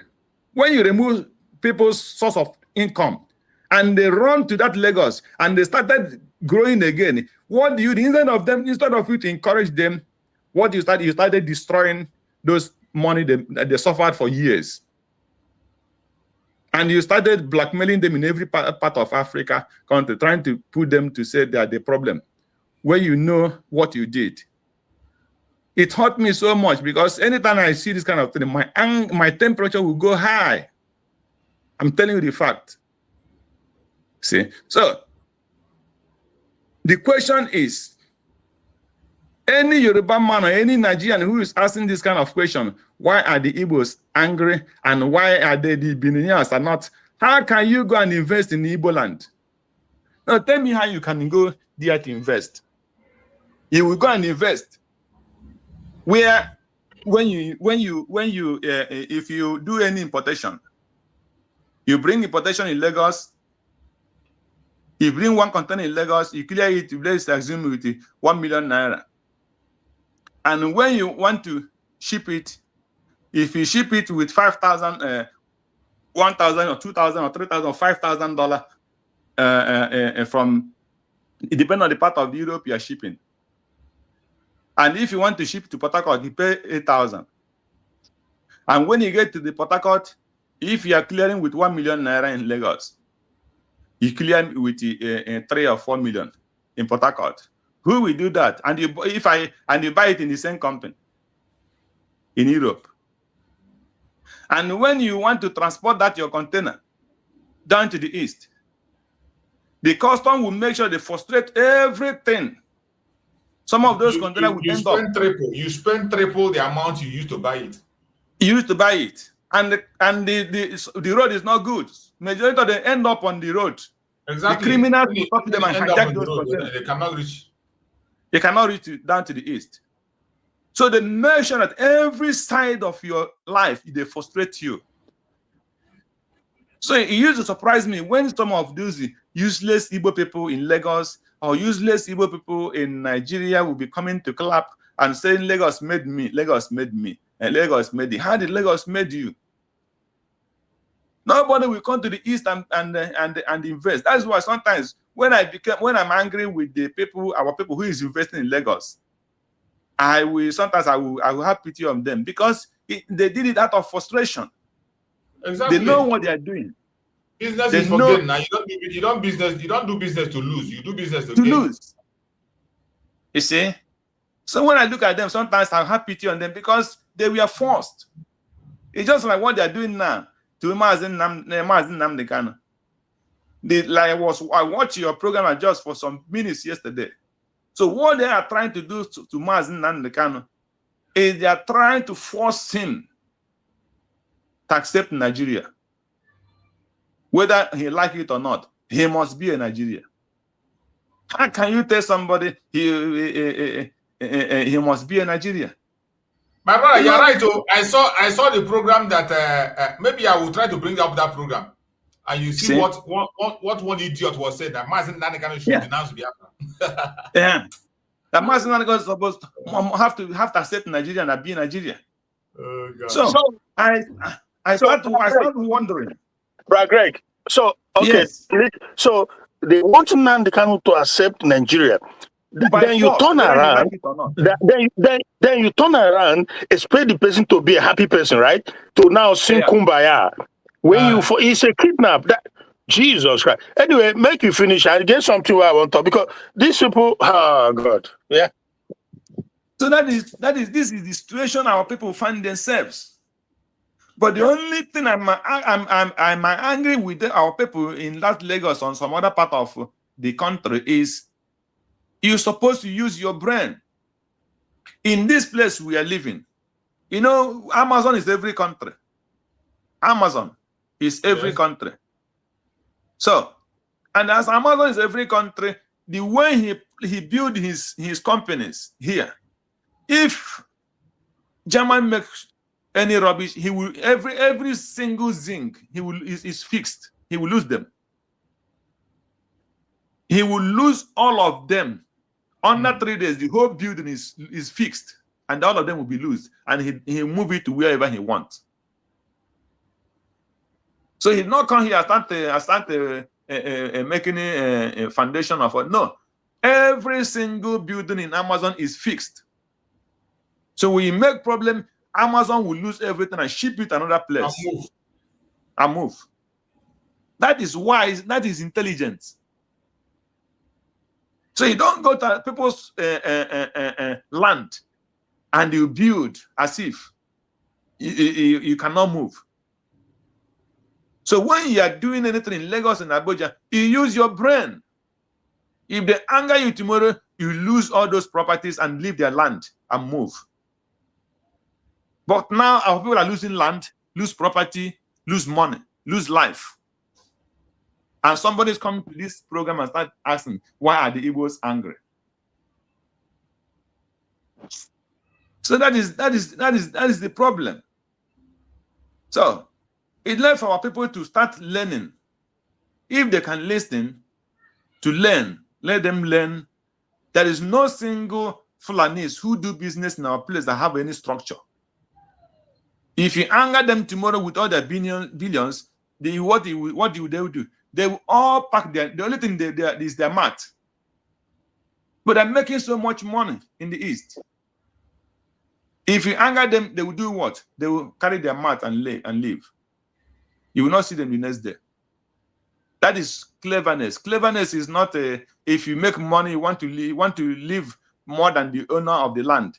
Then he will be jealousy. Jealousy will come out and he will start to destroy those things you have, and he will start crying. So it's time when our people will use their brain. The problem with our people, once you give them one title, they start giving them useless title, and they will go, before you know it, they will go out of the track. They start doing what those things they cannot do. They're not supposed to be doing. So my people, there is no way people will come to the East to invest with the condition they give the Igbos and the conditions they kept Igbos in Nigeria, and especially the Biafrans in Nigeria, especially the Igbos in Nigeria. Because when the Igbo, in fact, affect the Igbo, in fact, the other part of Biafrans. Look at the foolish man weak. Look at foolish one, Amechi. Look at the foolish one, Jonathan, that once had the opportunity to be a president of a nation. Only a policy. Cannot build anything new. Policy. When Odua make any state, what do you call it? International airport. Did they build anything new there? No. It's only policy. When Ethiopia Airlines started coming there, the only Ethiopia, and still the federal government continue fighting to try to close it. You see? Have they not closed it? How many times are they coming there in a week? In a week. You see? So that is the problem. If one of my cousin left from Austria this last 2 weeks. He went to Dubai. From Dubai, he came to Lagos. He said they got to Lagos around, because they got to Lagos exactly around after 12 in the midnight. So, but because of the special arrangement, then they left the hotel. Then I told him he tried though. For me, if that time I will not come out. And that kind of thing. Okay, the point there is nothing will carry me to go to Lagos, the Monetary Mohammed again. Even I prefer go to Cotonou self. You see, so that is great. From Cotonou, how you go Igbo reach Biafra land? I sleep for Cotonou now. If the day break, I take. You go see enter road, start journey afresh now. Enter your country. Start our journey afresh. But for me to land in the stop, do you know? Okay. Do you know that? Okay, you go take motor from Cotonou down to east, eh? Yeah. I take motor from Cotonou now. Mm. And every is a dead zone, is a cage. Once you land there, once you land there, they prescribe you from airport until you reach home. Exactly. Yeah. Every profile. Then they profile our people now. Mm. Exactly. Yeah. All those fast, all those this thing from Cotonou you can get it now. From Ghana you can get it. From Togo you can get it. All this Sienna and all this transport. Not true. From there to the east direct. Yeah, that is true. Though it has its own risk. It has its own risk too. But anyway, but the thing is, Greg, you just made mention of somebody, whether on the BBC saying Nnamdi Kanu show, forget about Biafra. So this is the thing, right? Why would you tell the person to denounce or forget whatever? Now the question is, why do the British people, why do they give referendum to their people to vote if they want to stay in European Union or not? Why? Now, also, why do they give to Scotland referendum to decide? No, they don't, because for them, they're two head and get two head, Abby. We will get one head and get two head. So what is good for the goose is not good for the ganja. So you see, that is the problem. That is the problem. We know that Nigeria was forcefully created. It was not some kind of conceptual idea from the people. It was more or less a forced marriage. Therefore, and it was stated in one of the books. They said that after a century, that people should be able to sit down and discuss, or they know if they want to continue or they go their separate way if it's not working.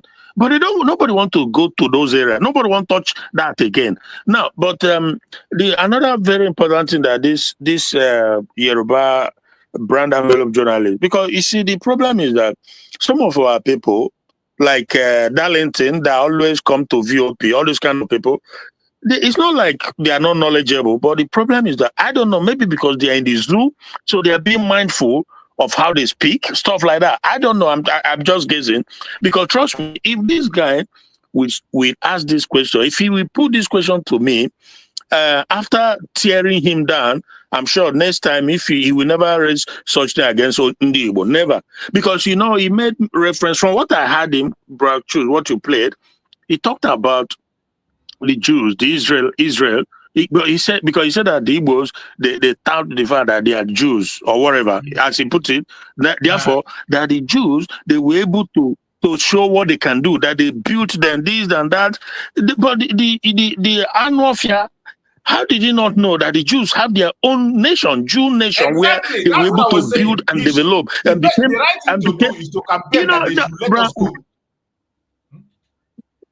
Brad Choose, like I said, I don't know if these guys, people like this Darlington, and so many other also, some of these guys, I don't know, do they lack the intelligence to give it to them and put them to the dustbin, or again, maybe because they are in the zoo, they are watching their stomach and they are being mindful. It could be, but the truth of the matter is that when somebody come with this fallacy, these big lies, trying to paint a narrative, you make sure Jesus Christ is sad, because he talked about the Jews, but the Jews, they didn't do any of this until they got their own homeland, and they built and they developed and they became a nuclear superpower. Meanwhile, bro, in Nigeria, I was talking to a guy in one of these states, like Middlebelt, and I was telling him everything. You know what he said to me? He said that the fact that there's no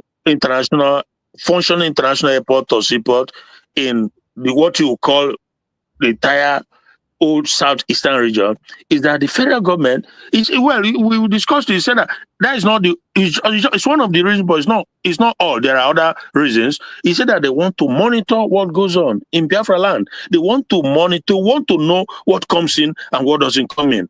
Because, for example, in that Tinker Island, Lagos, all those reports, if you at that place, the controller general in those places is either it's a Northerner or a Yoruba person. From inception, the people who controls that place where Biafrans are, majorly they are the importers, but the people who are in charge, they're either Northerners or Southerners or Yorubas. So you see that this game was well mapped out to make sure that. So, like I said, that is just one reason they want to know, that they are not able to bring in something that will, turn around or become, because the suspicion you can't even begin to imagine, and is born out of Yoruba and Northerners coming together to conspire. I am telling you the gospel truth. So, but these things, it's not like people don't know. They know, again, maybe the fear because they're in the zoo.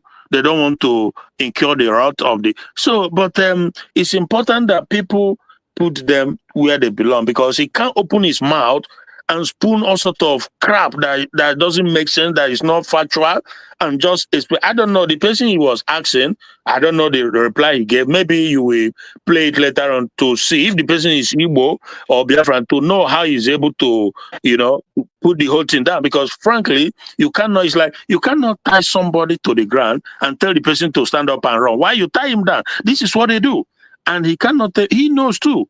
He knows. You're talking about the Jews being able to show that they have the technological knowledge and this and blah, blah, blah.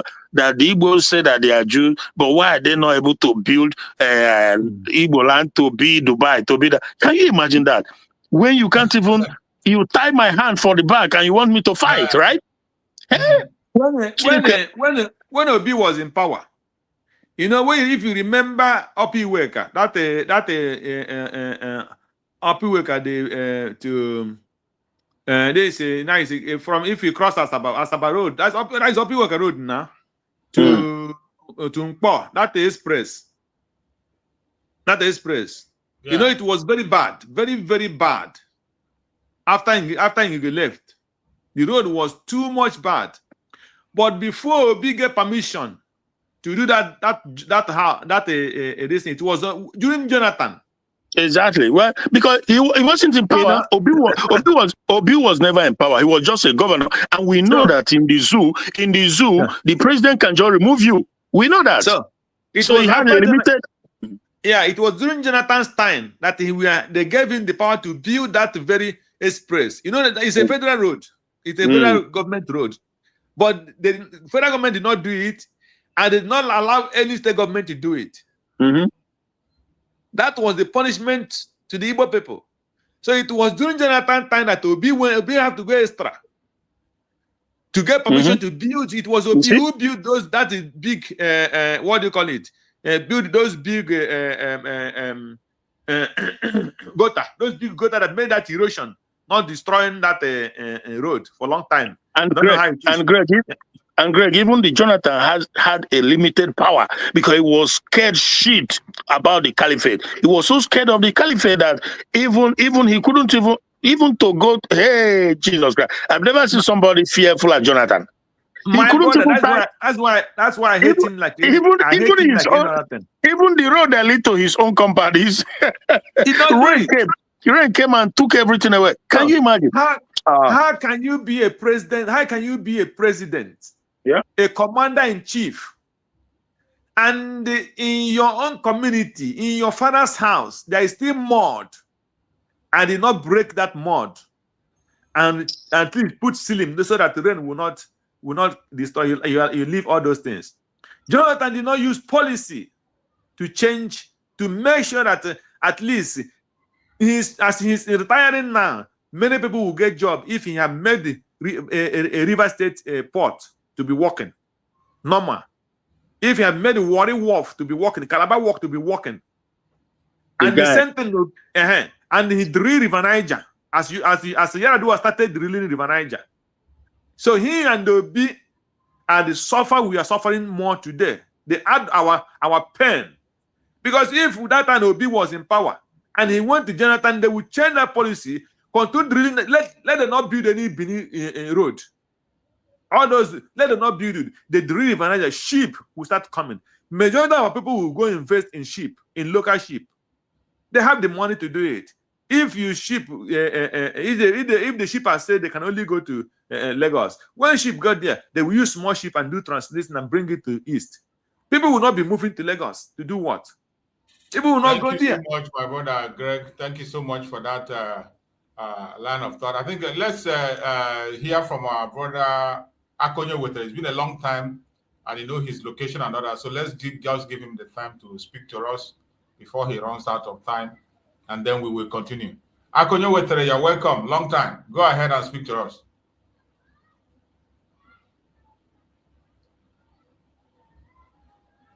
Akonyo Wetere, are you there? Unmute yourself.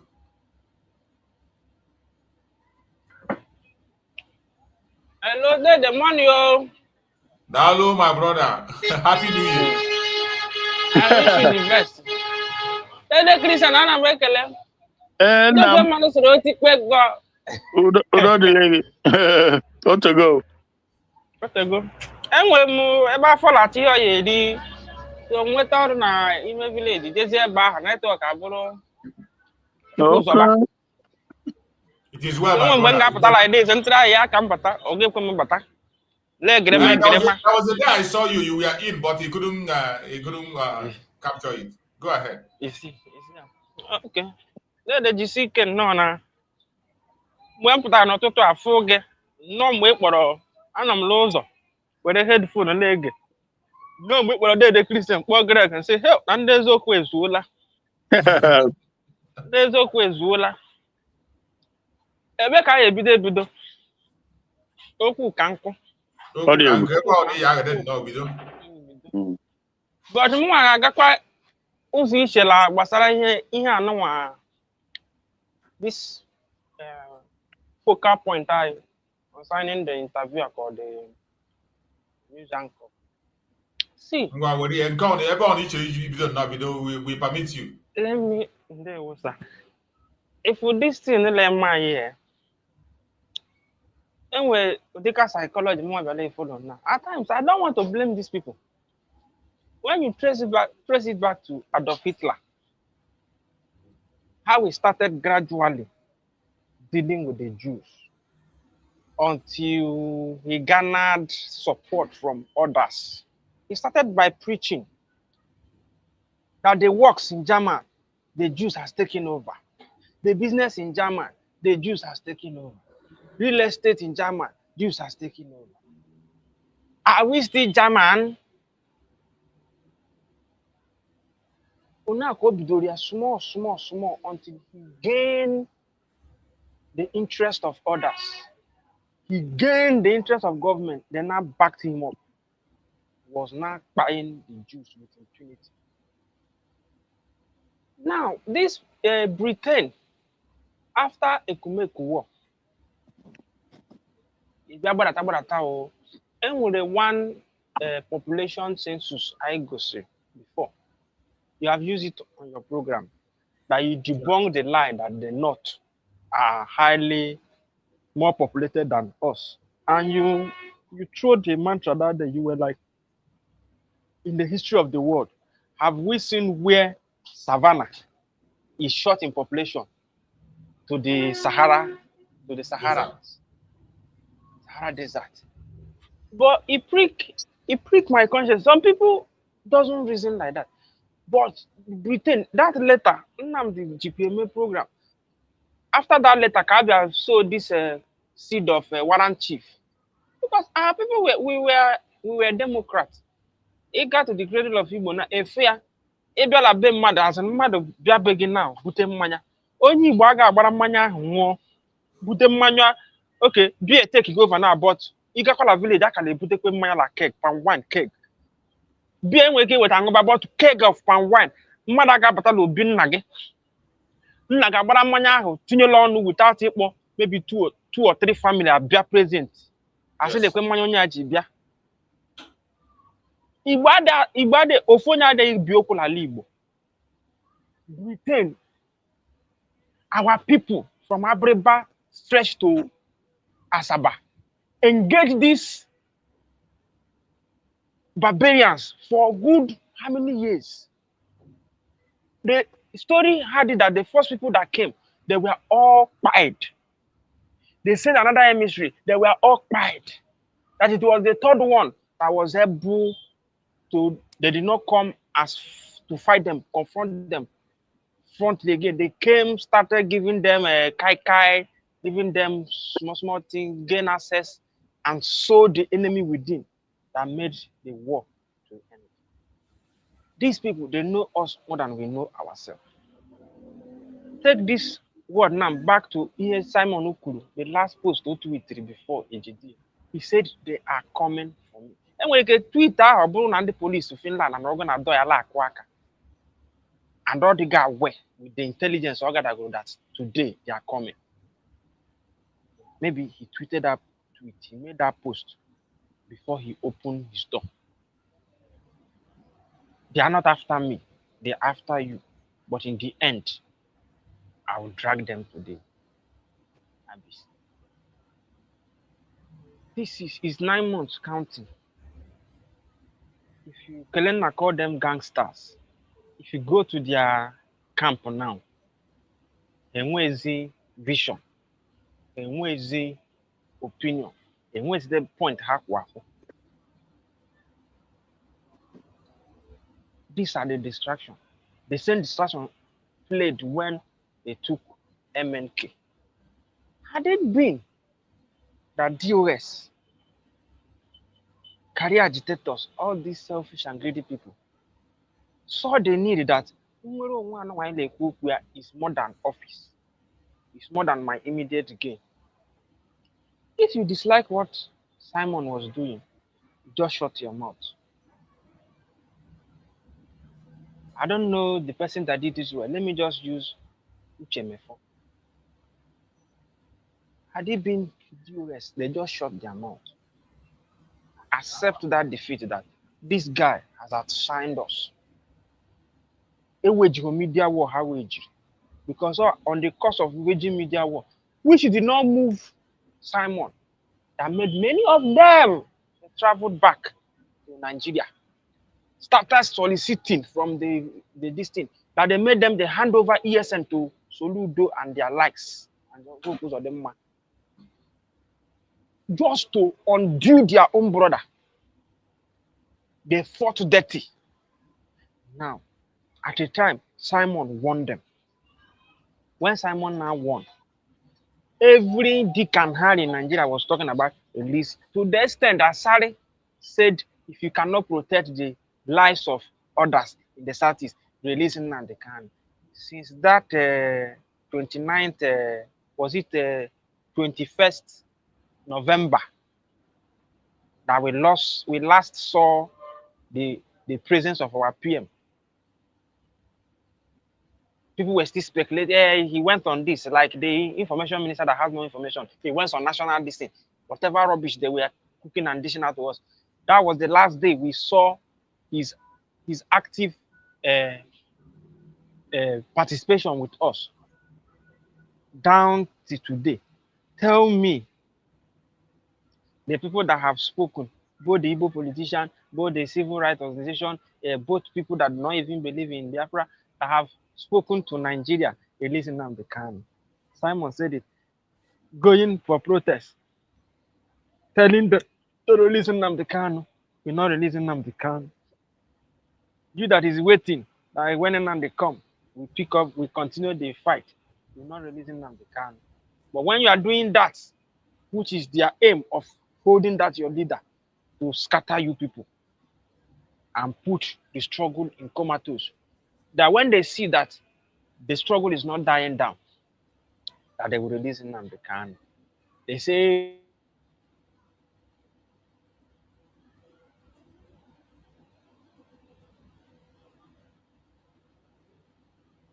we can't hear you anymore.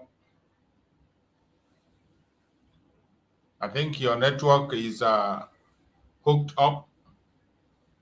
Take your network. We can't hear you anymore. We can't hear you anymore. That's the issue of the problem. When you are speaking from the Zoom, most of the time, you know, we always have this network problems. And we will continue to manage it until we can be able to overcome it. That is one of the reasons we want to get out of the Zoom. Yes, and so my brother, yes. It's painful, it's frustrating, but we must keep pushing on. Yeah, we must continue. No matter what happens, we must continue. So, my brothers and sisters, as we are saying, When you look at what our brother was actually pointing out, is a fact that since Mazi Simon Ekpa have moved away from the picture, is no longer there, nobody is actually putting pressure on these people to call for the release of Mazi Nnamdi Kanu anyway. That pressure that we were seeing before, they're not seeing it. So everybody is relaxed. That is why Mazi Nnamdi Kanu himself have taken it upon himself now to make demand by himself. You see him writing the Nigerian Medical Association to come and conduct a test for themselves. Conduct a test. Because the pressure is so much. You can imagine the DSS doctor falsifying his test result. So it's as very serious, more than serious as you can say. Just like our brother Greg said, I don't know whether if I can see that video, one of the program I watch on VOP where they were, when one clown in that their program was saying that Mazi Nnamdi Kanu have not accepted that he's guilty. It's only when you accept you are guilty that they will have pity on you. So in his own sense, he was saying that Mazi Nnamdi Kanu should accept that he's guilty. Who is saying that? In one program that one, let me see if I can find the program in VOP. The point, you know, one thing is this. Go ahead. Yeah, we'll not die, we'll leave. You know, one thing is Nigerians are people who don't know their left to their right. They're not asking questions. If Nigeria knew that Mazi Nnamdi Kanu committed offense, and Mazi Nnamdi Kanu is living in a law in the land that is not lawless. He have address in Britain. He's a British citizen.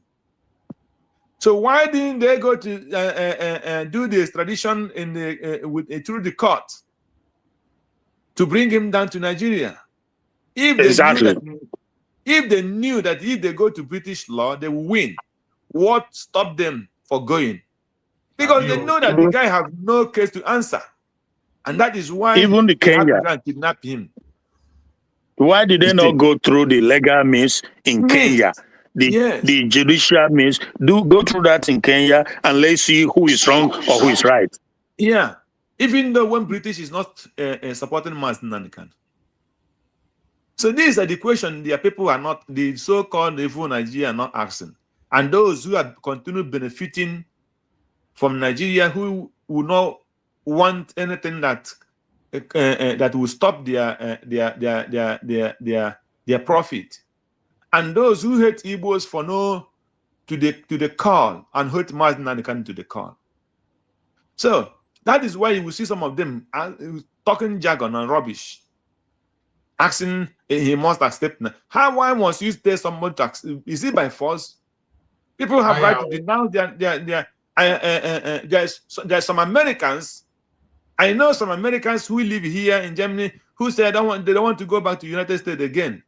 They have German pass, and they serve American military. Get into this. Let me start off with.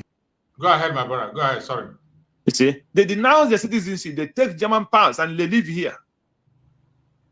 They have the right. That is what they want. And America, you have everything. They have everybody. They know the reason why they denounce American pass. They live in Germany, and they are even black self. But you know, see, why did this woman run away from America and come down to Germany, even marry a German? I don't know if he Tina Turner. Yeah. You know, even after she divorced the German man, she was still living in Germany here. Is it Germany or Switzerland? Everything. It's still Switzerland, yeah. You see? You know, the problem is that most of these people on this channel that you're about to play, Brad Choose, the problem is that the people they are interacting with, the people they are putting the question to, they are also either one Nigerians or they are equally bunch of evil liars who are allergic to truth. So that is why they get away. That's why they can ask such duplicitous questions and they get away with it. Because if they ask somebody who is honest, How would you tell me that Nnamdi Kanu has not accepted that he's guilty? Therefore, are you mad? Oh, guilty of what? Guilty of doing what the constitutionally is allowed to do. Guilty of what people have done around the world, which is normal. You know, I mean, by the way, we've seen the military general, not be that one will say, defend yourself. So is he gonna people just sit there and you come to buy their people and they don't do anything? And like today as we speak, they are buying people all over the country, in the zoo, in Kwara, everywhere. How many? They keep doing it. Or so you don't do something to defend yourself. And somebody who came out asked for the right thing to be done. Oh my goodness! So that is the team, my brother. But we know whom they are. Thank you. Just play if you. Let's hear the question of this guy. So you hear what I was talking about. I hope I can pick the actual point. Let's try and draw some sorts of comparison between the issue of Nnamdi Kanu and that of El Zakzaky, who also has been in detention, suffered complaints of ailments. Toxins in getting into his bloodstream from. You see, before we continue, you see, in this program, I will not play from the beginning. If I play from it's a very long program. Mm-hmm. But in this program, one of the evil they did in this program was to belittle the case of the situation of Nnamdi Kanu. This is what they're doing with their media. You know, in this program, they were saying that this idiot was saying that he's hearing sound in his ear, that he has had some kind of that kind of sound in his ear before. The other one said that it's something that happens when somebody loses sleep. They belittle it and they forgot the actual complaint that Nnamdi Kanu led. And you'll be surprised that the potential level in his body is crashing. And if he's not taking, he's going to have stroke. We reject it in Jesus' name. But they never talked about it. In this program, they were only talking about, they say he's having a sound in his ear. Mm-hmm. You see, this is the manipulation of their media. They belittle the situation of Mazen, a very severe situation. They belittle it and they be talking about minor things. And this guy now, I'm sure now, Coastal Region Biafra Ibio, this very guy you're talking about. Because even the one that they're asking this question, Coastal, you will see their response. Very idiotic, and I don't know what their problem is. Yeah, I can't understand. The debris of metals from bullets that were lodged, but he was taken abroad for treatment. He was taken to Iran for treatment, even though he said treatment wasn't complete, as at the time he was brought back to the country. Can we see that being done? I mean, if you're not releasing him per se, couldn't you escort him out or escort him for treatment and then bring him back at some point? Wouldn't that give some sort of respite, knowing that, and also let the people know that, yes, government intends to keep this person alive while the case goes on?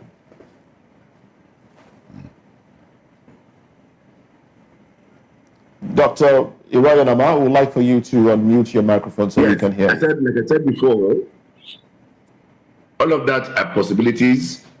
First, he has a right to health. As of today, that cannot be taken away from him.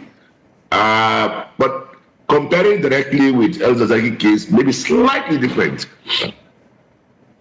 El Zakzaky's case has a religious tone, and Iran was ready to guarantee his being brought and returned. So we also need to look at all of that. The Islamic nation headed by Iran at that time actually was ready to get him, treat him, and then hand him back to Nigeria. I'm not sure any country had opted for that on the case of Nnamdi Kanu. But let's go one thing. One of our colleagues there said something. Is Nnamdi Kanu looking at a plea for mercy? Or is he still adamant that... Just pay attention to this part. This is where this idiot was talking that rubbish. Just listen to what this clown is going to say. Okay. Looking at a plea for mercy? Or is he still adamant that he has not committed any offense for which the law will take its course? Because when we talk about political solutions and the rest of it all, a political solution will only come when the parties in question agree or want it. one party cannot unilaterally decide to take a political solution in the matter as it is today. Is Nnamdi Kanu ready and willing to take the part of a political solution? That should be something we should also bring to the fore and discuss clearly. Everybody, I'm sure, at least as of today, one piece. But that piece must have its terms. We must be able to discuss it and see where nobody will want to. Do you think the man insisting that he hasn't done any wrong is part of the reasons he's still being incarcerated? Oh, yes. That's what I think. That's why it's in court. And the only person that can prove it is the court. Unfortunately, our judicial system is funny. And they're taking just too long to prove or remove, disprove that simple question. They've not been able to answer that question quickly. That's, for me, is the issue. The government thinks you've done X, Y, Z. You said, no, I didn't do X, Y, Z. So, in your opinion, what would be the easier way out now? Just come out and say, okay, I'm sorry. Or the parties, including Nnamdi Kanu, the parties must be able to come. Look, there are very simple things. Okay. He got himself involved by way of agitation and whatever he has been claimed to have done. That's where he is. As of today, I'm also sure, in his right thinking sense, he never thought that he would take this route. So it is left for him to say, whatever it is, I did this for this purpose. I'm still a Nigerian. Okay. How do we resolve this matter?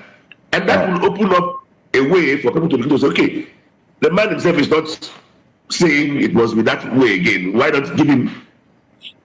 All right then. Nigeria will happen to you. All right then. Well, thank you very much, Dr. Did you get the point?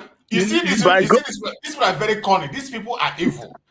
You see how he drove that very word, drove it. First of all, when you look at the context of what he was just trying to say that Nnamdi Kanu is just claiming that he's not guilty. No, Brachu.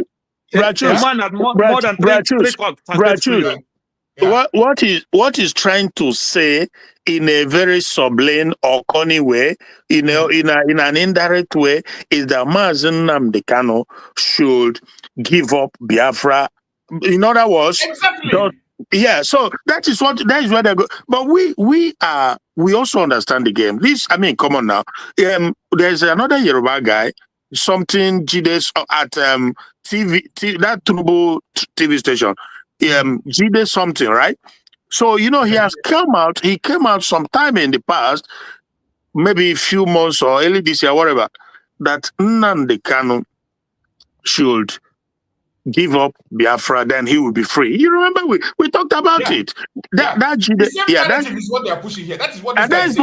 Exactly. That is what these guys who are coastal region Biafrans, they are trying to push this same narrative, but they are not coming out openly to make the pronunciation like the Yoruba guy did. Now, but we know what they are doing. But that, again, this to also tell you how the black man is wired. And fundamentally, that is probably one of the reasons why the blacks are in the position that they are all over the world. In this scheme of things, you can argue it all you want. I'm a black person too myself, but we sit at the bottom of it all, of all races. We are the bitter truth. Because the way we reason, the way we speak, and the way we act is you can't even begin to describe the level of madness. So now they know that what Nnamdi Kanu is asking for is his legal right. Is duly a legitimate right of any human being. We see it happening all over the world. People agitate for either a referendum or to be free for whatever reason. And when you look at some of those countries, they even have what you can say is rightful path to the citizenship of that country. Unlike us in Nigeria, because we never asked to be what they forced us into. Nobody. It's some British people that came on their own and forcefully, mark the word, that's the word in quote, forcefully with the force of arm, military arm, and force us together, all of us, put us together and give us name. Just like you would name your dog Nigeria, and everybody around with it. So somebody is saying that, this is my people. We don't want it. My people don't want it. So give us a referendum. Let's see who is right or who is wrong. You say, no, you cannot have a referendum. You are in it. You will remain in it, whether you like it or not. That is a kidnap. That is dictionary definition of the word, kidnap. And this be a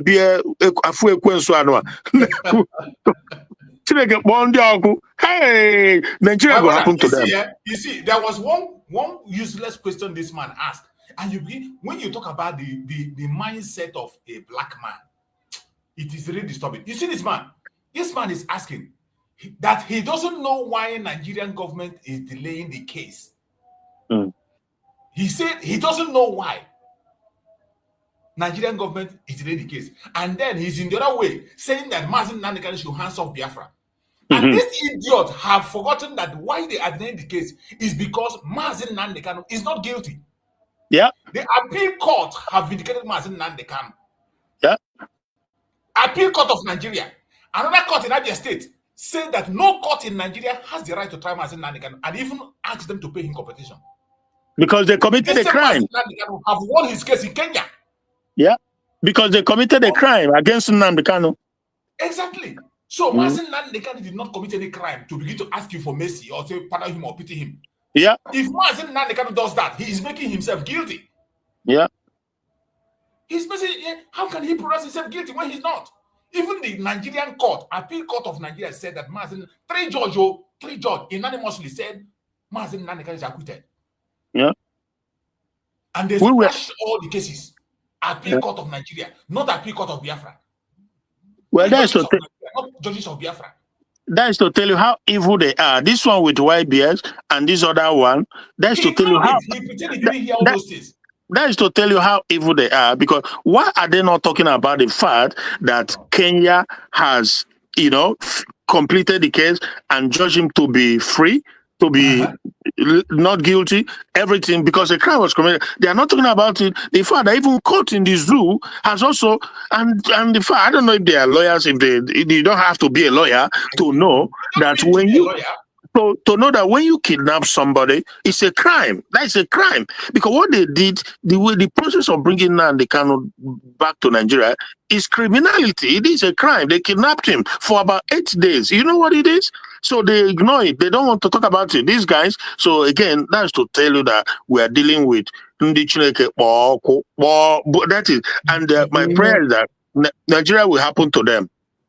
You know what?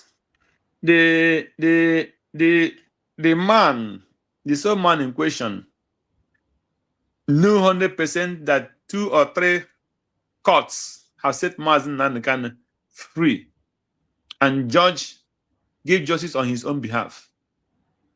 They didn't want to go to that area, and he didn't want to come out clean that even though that Mazi Nnamdi Kanu is guilty, that does not mean that when he's sick, he cannot be taken to hospital and get treated. That is the argument in the first place in this place. So there is no country in the world where people who have been judged and jailed are sick and they are denied good medication. No place in the world. That is their own right as a human being to be treated when they are sick. So it surprised me when Nigerian government is not allowing Mazi Nnamdi Kanu to go to the hospital and get treated. The hospital is under their control. The army is under their control. The police is under their control. Everything is under the control of the government. So if they did not give poison Mazi Nnamdi Kanu, why are they not allowing him to go to the doctor he chooses, that he trusts, that we give him medication and he will get healed? At least he will be sure of what he's going through himself as a person. So, and nobody is asking that particular question. Why is the government of Nigeria denying him the right to go and get treated as somebody who is sick? And how can a doctor that have not checked Mazi Nnamdi Kanu write a report, and the so-called judge that is the same time judging, bringing, taking Mazi Nnamdi Kanu's case, the judge that is presiding his case is not allowing him to see doctor of his choice and get treated. And the same judge is not asking question, why must this person write a fake report that Mazen is okay? How did he check him? Who was the witness when he was? So why did the judge not go to that extent? Instead, the judge come to tell them that they don't have evidence of how Mazen was brought to Nigeria. So that will show you the kind of judgment Nigeria is practicing. Yeah, let me quickly. There's something, sorry, Greg. 1 minute. So let me just say the one disappointment that I feel to an extent is the fact that I don't know if it's should I say it's overdue or whatever. But the thing is, the woman who is the chief of staff of this current U.S. administration, I was told, her lobbying office worked for Nnamdi Kanu in the past. Well, I don't have accurate confirmation or any of such. But the thing is, because what is required is the pressure. Pressure burst pipe. So if we have had a strong lobbying group or who can have access to a world power, like, for example, maybe the U.S. administration, and put pressure on the Nigerian government, how can somebody who you kidnap illegally and he's been there for about 5 years and is sick, you won't even allow? So there's a pure violation of it's unimaginable level of violation, human rights. My brother, let me come in for this area you pointed out now.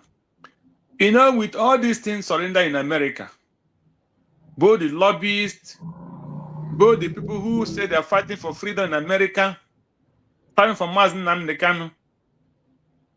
That is why anything they talk about Dr. Ngozi Areweze, I can never stand against her. I will continue to support her.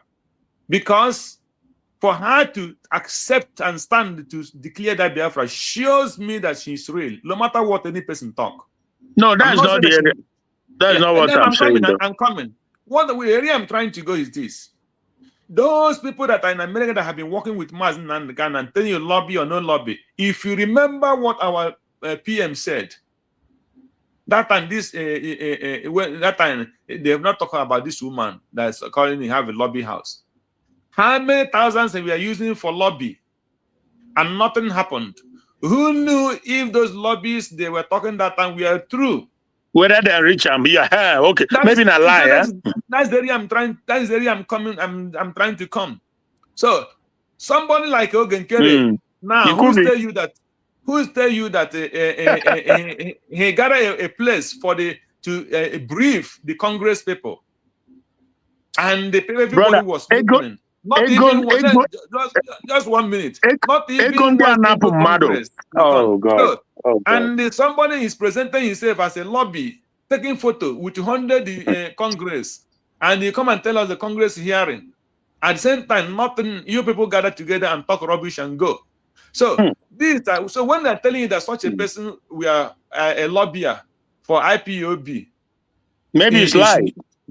That is where the area I'm going. Yeah. So many things have happened in America that people must be careful and knowing whom they are believing and whom they are not believing. That is the area I want to touch.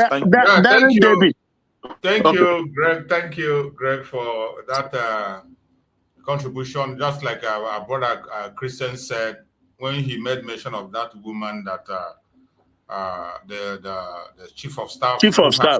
We have something to do with the IPOB before. There's every tendency or possibility that it is true, but this international interest can do that. If the interest of the zoo is not protected, instead of the United States is not affected, they will never do anything. That's why we must have to continue on this pressure. Continue to speak and push it. Continue to speak and push it. And it is gradually coming as they are focusing on this Christian genocide in the north. Gradually, like the program I'm going to go tomorrow by the grace of God, tomorrow program, we are going to link this Biafra issue with this genocide that is happening against the Christians. Because they always sideline it, but it has everything to do with what's happening in Biafra land. 100%. You know why? A very big thing to do with what's happening in Biafra land. Tomorrow we're going to do on that program to connect the two dots together. Because they always try to separate it. When you have something that has to satisfy their own selfish interest, they separate it. And the fear is Biafra. It is still this fear of Biafra. That is why they cannot speak boldly about the case of Nnamdi Kanu. Yeah. The case of Nnamdi Kanu that the United Nations themselves have spoken about. Yeah. The US is talking about intimidation and assassination in the North. There is a human rights activist that the whole world knows about that is in captivity. That is almost, they want to assassinate him. A plot to assassinate him is going on as we speak, and the US is not talking about it. Oh, yeah, but Nnamdi Kanu, you mean? Nnamdi Kanu. Oh, okay. And they can tell me they don't hear about it. They know about it. But when they know that once you mention Nnamdi Kanu, it connects Biafra.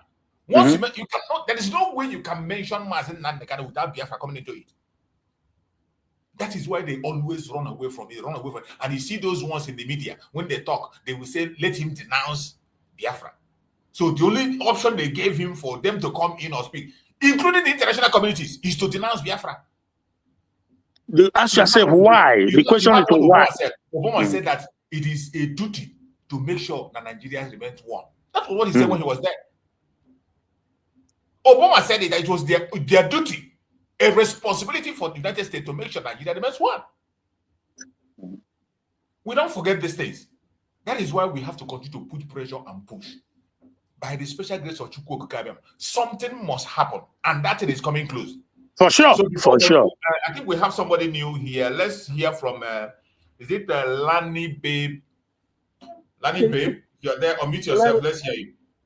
Larry Babe. Okay, it's my daughter's name. It's Stella Uzoka.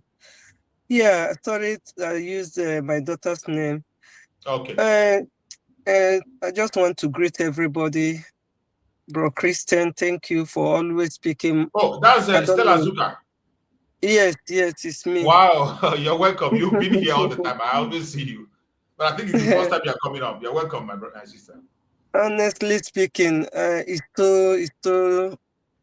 so annoying, very irritating, very humiliating where we find ourselves. You see, bro Christians always like he goes into my heart or my mind to speak my thoughts. You know, when I was listening, I wouldn't have come in if I didn't hear that wicked and evil people sitting down there making jest of themselves, thinking they are humiliating us. How can you, an elder, is an elderly man, sit down there to force your fellow human being that he will swallow a pill from you? Yeah. That he will denounce being a Biafran because you are Biafra phobia kind of. So you people think we will remain slaves. You get resources from our land. You don't allow us to have seaports. You don't allow us to have airports. You don't allow us to be. You humiliate us like we are nothing. And you still use the same money you realize from these very resources to jail us, to put us into kind of suffering that only God's. Even the Israelites, they didn't go a quarter of what we, the Biafrans, are going through. It's terrible. The Israelites, they didn't go through even a quarter of it in Egypt. Yeah. And God looked down and saw his people, the way they are being humiliated. And then he said, no, I can't let my people to suffer like. So this evil Nigerian is sitting down there saying that Nnamdi must denounce his oh God. In fact, I don't know whether these people, they think from the annuals or they think we are fool, we will remain fools forever. That evil man, does he even know that we have declared this Biafra of 18, that Biafra is existing now? Or do they just pretend as if we will never exist? If he is the one, somebody come at his garden and take fruits and then deny him of that fruit, sell that fruit and use it to humiliate him, how would he feel? We look at us here. We can't ship anything and it goes to our country. We have to suffer, take it to where Southerners, which is Yorubas, and the Hausas, we inspect our hard-earned money. We bought in. We can't send it to our land. We have to send it to another country where evil people will humiliate us even the more, and then. Mighty God, this is. Sometimes I feel like I'm running. I'm gonna go mad. The way these people are really. Look at what they did to Nnamdi Kanu. You humiliated him, nearly killed him in Kenya because God doesn't want this man to die. That's why he's still standing. And you are now using every form of wickedness to make sure that he doesn't get treated until he starts pooing on himself, urine. My dear, I don't know how to go about it. The truth is, it's getting out of hand. These people are doing it, putting their two fingers in our eyes, asking us, what will you do? You can do nothing. Tell me why we don't have anything seaport. Why must seaport be in Lagos where there is no oil, where there is no resources gained from there? We that owns it are struggling. You can't ship anything without it landing in another country before you will pay a huge amount of money to. What kind of humiliation and exploitation are these people? How long do they think we are going to suffer this? Are they even thinking at all? Even the so-called President Tinubu or whatever he called, he once believed that Nigeria can never be won. How can you put two monkey and human being and say that the human being must be monkey or monkey must be human being? It can never be possible. So you want to make the monkey to become human being, whether the monkey like it or not, or that human being. Oh, Jesus Christ, please do something about this, because these people are driving us nuts. They are really driving both our unborn babies and us that are, I don't know. Honestly speaking, I cry sometimes. I say, God, where are you? Where are you? How long are you going to? Nnamdi Kanu is somebody that trusts and believes so much in God. That's why he's still living. That's why Nnamdi Kanu is still breathing. And these people want to strip that spirit of God out of him and kill him. But they will fail. They want to kill him. That's the only reason why they have refused for him to be treated. Exactly. So, my brothers, I pray that God Almighty will just hear the cry of the women, even if he doesn't hear the ones of the men. Let him hear, because we pray and pray. I don't know whether to irudishim nala chilokuma abuelu na-arịọ Chineke shi ya biko ya mere anyị ebere na ahụhụ a karịala nsogbu a mkparịrị too much arịrị dị too much. Ọrịtụ ha werekwa dị teme ego ha na-enweta na ala Igbo ha ewere ya ji tụọ ụmụ Biafra ndị a na-ekwu okwu Biafra nga. Look at Simon. They are using the same oil money to jail Simon. They are using the same oil money to buy people like Adadi or Amaha, to Kenguru Agoha, all those rubbish people. Honestly, I don't know. May God Almighty help us in this whole thing, because we've suffered so much. We've been humiliated so much. We've been humiliated so much. Thunder will fire those men sitting down there saying that Nnamdi must renounce his right of being a Biafran until he answer Nigerian before they will let him be. Holy Ghost fire will consume all of them. Nigeria will happen to all of them in Jesus' name. Amen. Praise God. Oh, dear God. My sister, take it easy. Because they use gunpoint to hold people hostage to be called Nigeria. That is how British did it, and that is how they want it to continue to be. They are scared. They are scared of whatever we are going to be. They are very, very scared, because they know the minute they leave us, these people, even America, won't see our back. If United Kingdom we ever know that America will be what they would have done the same thing these people are doing to us. They won't let them go. Because they know that the minute we are gone, they are in trouble. We will overtake them, like, because God is with us. That is the only reason why these people are sitting on our joy, our blessing, and everything. But one day, God Almighty will intervene, and they will be all put to shame. So the criminal we can tell them no Igbo, no Nigeria. We can tell them no Igbo, no Nigeria. You see, the Yoruba tell them no Igbo, no Nigeria. And no Igbo, no Nigeria. And you continue to oppress them. They know that no Igbo, Nigeria. Why are you oppressing them? Was when they supposed to go into negotiation with the Igbo people. After when you kill them in Biafran war, you get them 10 pounds and 20 pounds to start life again. And by special grace of God, who love the Igbo's, they all rise and go far beyond what any person can imagine. And that did not tell Nigerians that these people are special people. And was it going to come out again? They did not, if they were clever. You know, when somebody is wicked and hates you, no matter what you do, because of that, his wickedness and hate he have on you, he can never see anything good in you. He cannot. So they did not see it anything to go into negotiations for Igbo with the Igbo people, so that all these kind of things will not come out. They did not go and negotiate and start changing their evil policies against the Igbos. Instead, they double it into 100% again to make sure that you did not breathe. And when Nnamdi Kanu come out, they say, so that one we did is not enough for you. They go more. You know,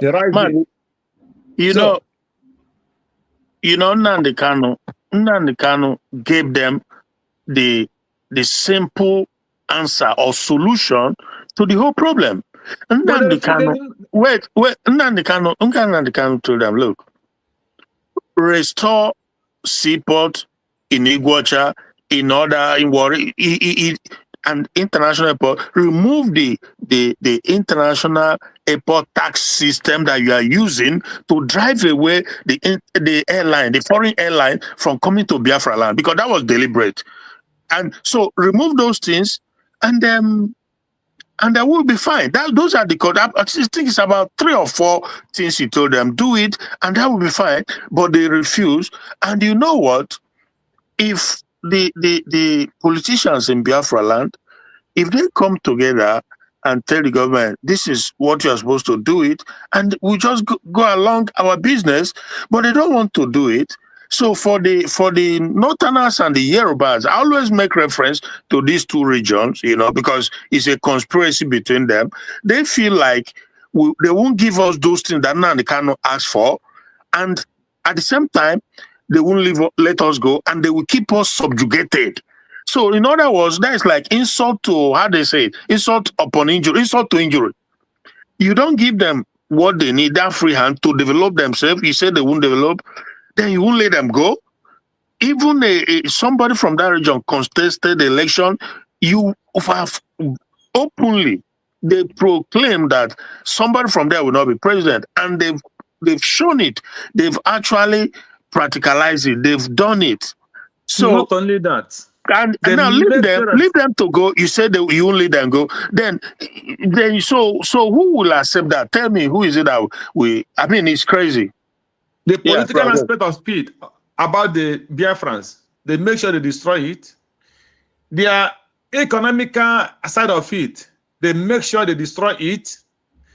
They want to destroy our own Christian religion. So these are the 3 things that's keeping the Igbos strong. The political aspect of it, the economics aspect of it, and the religious aspect of it. And they want to make sure that they destroy it, and they make sure that we don't participate in any of those things that is our culture. And all those things, they want to close it, and they give us the condition to be in Nigeria, whether we like it or not. I heard they destroy this market in what do you call it?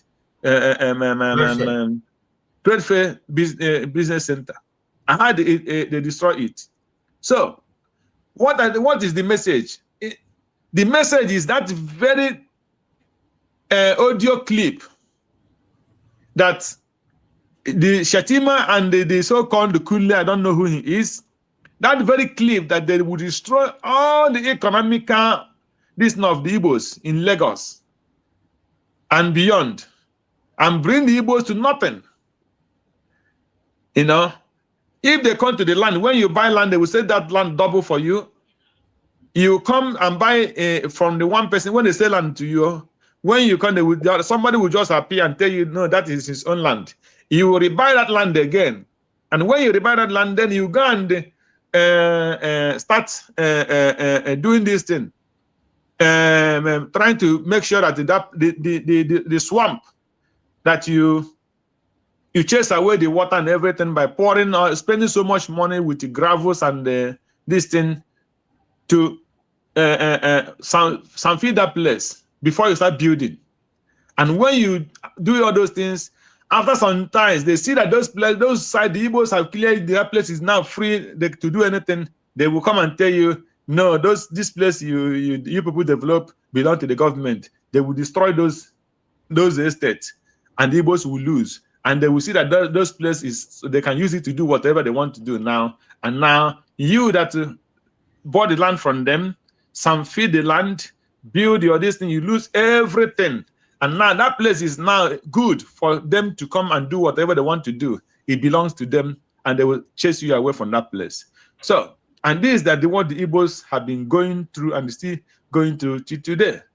And that is exactly when you watch or listen to that very tape. I think we're supposed to be playing those tapes anytime this kind of issue come out, if we have it.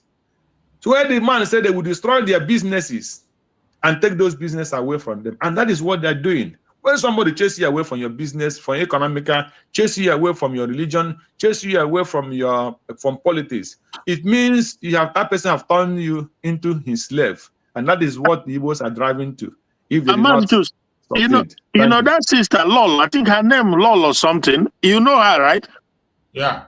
Yeah, exactly. That very brave woman. She made reference to that video of Kunle and Shetima the other day too on VOP. They tried to, like shut that down, right? So, but these things, so obviously, it's sad. It is really, really sad because we don't have leaders, meaning like these people, they say they're governors of this, governor of Anambra, governor, these people, or the other politicians from House of Rep or Senate, we don't, this is the core problem.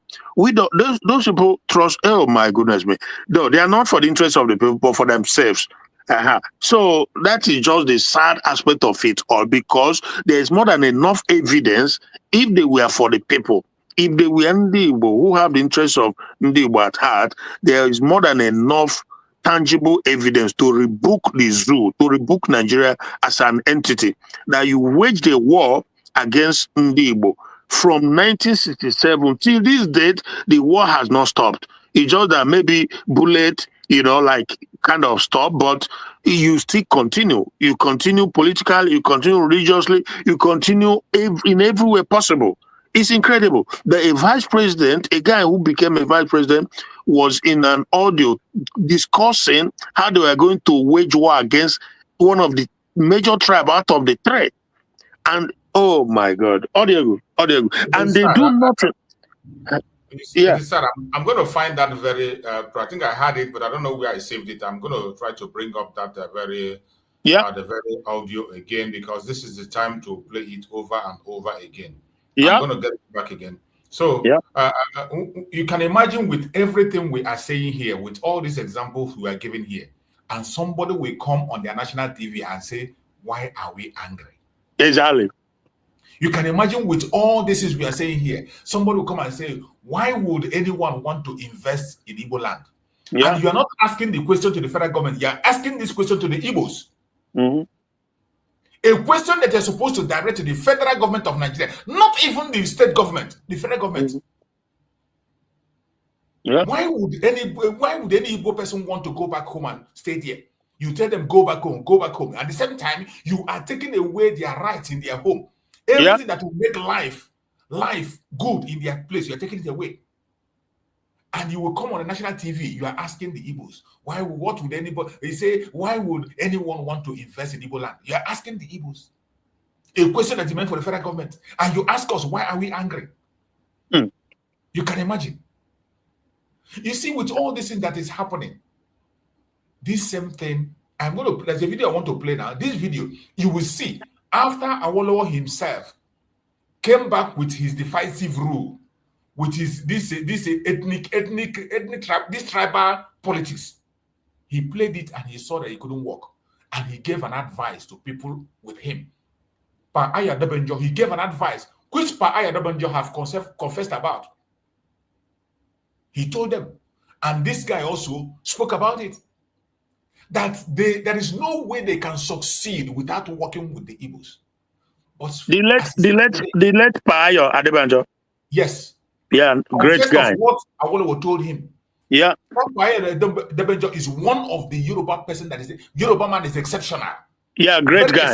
He was a great guy. Adores him. Even during his birthday, Nnamdi Kanu send delegates even while he's in detention. Yeah, he's a great guy. So let us hear the message Awolowo left for them, delivered through Pa Aya Debenjo, because Pa Aya Debenjo worked with him directly. Anecdote that my leader, Chief Ayo Adebanjo, has shared with a few of us, and has actually shared in a meeting we had with Ohaneze some time back. And it was of a campaign rally that Chief Obafemi Awolowo went for in Aba. Yeah, it was in Aba, and I believe it was in 1957 or thereabout. We went there for an election campaign. And when they got back to their base, as was usual with Chief Obafemi Awolowo, you had to do a post-mortem of the day's event. And Papa told them that, see these Igbo people, we have no choice, we have to work with them, because if we don't work with them, we will end up commonly enslaved. And he removed his cap, the first cap that the Baba used to wear, and he showed them a bloodied part of his head. He was stoned at the rally in Aba, but people didn't realize that that the stone hit him at all, but he was partially protected. Whilst he was busy rubbing his wound, he was telling his lieutenants that you have to work with the Igbo or will be commonly enslaved. This was the basis of engagement at all points in time, because we understand very clearly that the handshake across the Niger is not just empty talk. It is something that must happen if Nigeria is to ever become the dream of its founders, which was that nobody should be enslaved by any part, and all of us should be able to develop at our own pace based on true federalism. When we work at cross purpose with each other, we have been mutual losers. So that some people are talking Ohanifere. Yeah, there is indeed an Ohanifere, and it is about finding ways to work better together. But unfortunately, that one man that carries this message, Pa Aya Debenjo, is late now. He's no longer around. Pa Aya Debenjo that showed them this information, he is no longer there. Today, the person you have today that the Yorubas look up to is the drug baron in Asorok. Majority of them today, they listen to him. He has even divided Afenifere. Afenifere now have two groups. Oh, really? Afenifere has two groups. Okay. And Payo, that Payo Adebanjo, this comment made by Adele, even when the man was alive, he was already, so it's not like he's trying to frame up or fabricate something. No, the man, this statement, he made the statement himself also in one of exactly. I've seen that. I heard him make the same statement, you know. But what is sad is that it is really sad in so many ways. Why? Because apart from the fact that the Yorubas and the Biafrans has also over a few years now have reached a point of, should I say, irreconcilable situation. Irreconcilable, my brother. Where That it's is going now. that is where we, yeah, because I interact a lot, so that is the situation we find ourselves. But even a bigger irony, the saddest of it all is the fact that, because there are some Yorubas, when I interact with them, they will tell me that Tinubu will restructure Nigeria, that Tinubu will bring federalism. I look at them, you know what I said to them? I told them, no, that is not going to happen. And one took me up on that challenge. I told him, I said, look, that may God keep us alive. We shall see. Because you know what? You see this caliphate, they've come a long way. They've invested so heavily in their quest, in their agenda, that they will not go back. Absolutely. That quest to capture. You see, when you talk about regionalism or state police or whatever, name it, federal, whatever, they come against it. You can't even imagine how the venom in which they come against it. You know why?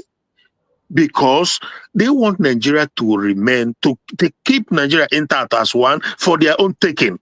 That is what that is how much they've invested in making Nigeria an Islamic country. That is, people, I don't know why people think that when we say this thing that we're being over exaggerated. I don't know, it's crazy. It's absolutely crazy. These people will never allow Tinubu.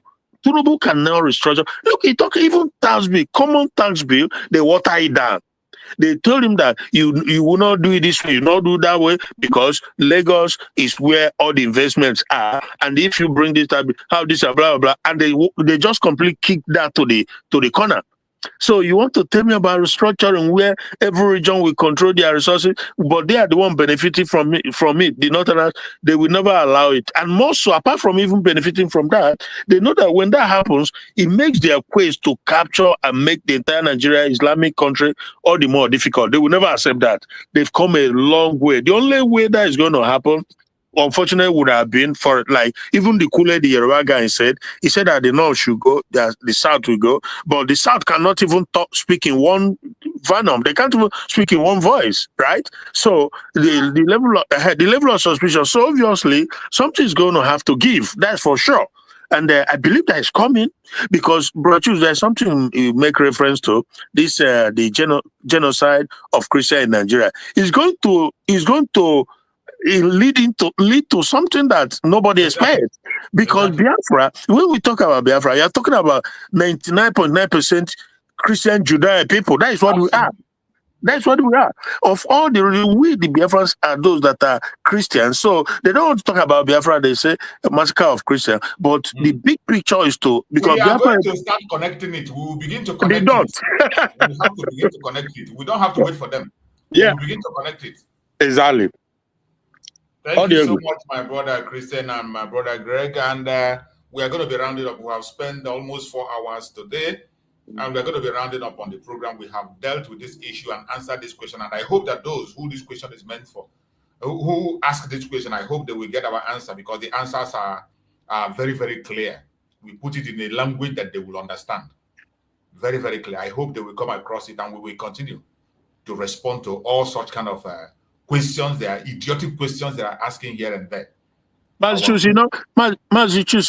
course, Darlington, he's one of those Biafran that is usually on those kind of programs from VOP or even the one from Arise. So one would expect, he's a lawyer, he's a learned man, one would expect him. And he knows this thing, like the way we are breaking it down here, he knows it. But okay, maybe there's apprehensiveness, I don't know. But obviously, if they can give it to them the way we just did here, if they can get it like you just said, then they must know. They have no choice than to accept that the Nigerian government is they are the enemy of Igbo. So if you are asking why are they angry, you shouldn't be asking that. Because you cannot tie somebody to a tree and tell the person why he's not moving, but you tie him down. Thank you so much, my brother. Thank you so much, my brother. Let us go on our closing remark. Bro Greg, take the mic and give us a closing remark as we round up for the day. Yeah, Mazi, thank you so much for today's program. May God bless you, continue to strengthen you. Bless you And too, all my the brother. Biafrans are doing a good work. Yes, we will continue to fight for our freedom. We will not allow them to force us, as their plan is to kill us politically, kill us economically. Now, what they want to achieve totally is to kill us and kill our religion, which is Christianity in Biafra land. We will resist them with everything we have. They cannot Islamize us. They cannot destroy us totally, completely. That economical stagnation will not work. And politically, we will take our political life to our own hand as we declared Biafra independence. So no going back. Biafrans must be strong. The whole world will know what we are fighting for. We want to regain our economical life. We want to regain our religious life. We want to be free and practice our political democracy that we know from origin. There is no two ways about it. They cannot close our development. They don't want us to be developed. They don't want to help us to develop. And now they want us, bring us totally down, political, economical, and religious. And that cannot work. Thank you, Maz, as you continue to fight for what you believe in. May God bless you and bless all the Biafrans. Thank you and bye. Thank you so much, my beloved brother. May God bless you also for that wonderful, wonderful, wonderful remark. Thank you so much. You are blessed. My brother Christian, give us your closing remark as we close up the day. Yeah, righteous. Well, by the grace of God, we will gather again, and we pray that God continue to help us to just of our own alone. We can only do as human what we can, but we need His help. We really, really need the hand of God to continue to cause Obaira in the zoo, in the enemies of Biafra. That internal implosion, Chineke, yeah, send there no Igwe, Tisa everywhere. We need that. We need that. And so shall it be in the mighty name of Chukwuka. Thank you, brother. God bless. Bless you too. Thank you so much, my beloved brother. And everyone that has joined us on this program from the beginning to the end, all the Biafrans, brothers and sisters, lovers of freedom across the world, all those that love humanity, human rights activists, those who are following us on our program and listening wherever you're listening to, either on TikTok, on Facebook, or on YouTube. I appreciate every single one of you that join us on this program. We have dealt with the topic, why would anyone want to invest in Biafra land? That was the question. The topic of today, why would anyone want to invest in Biafra land? Anger, oppression, the untold truth about Igbo'S. We have been able to dig deep into that program, and I believe you have learned something. And those who asked that question, I believe you have gotten an answer. So today, my fellow Biafrans and people of the world, in conclusion,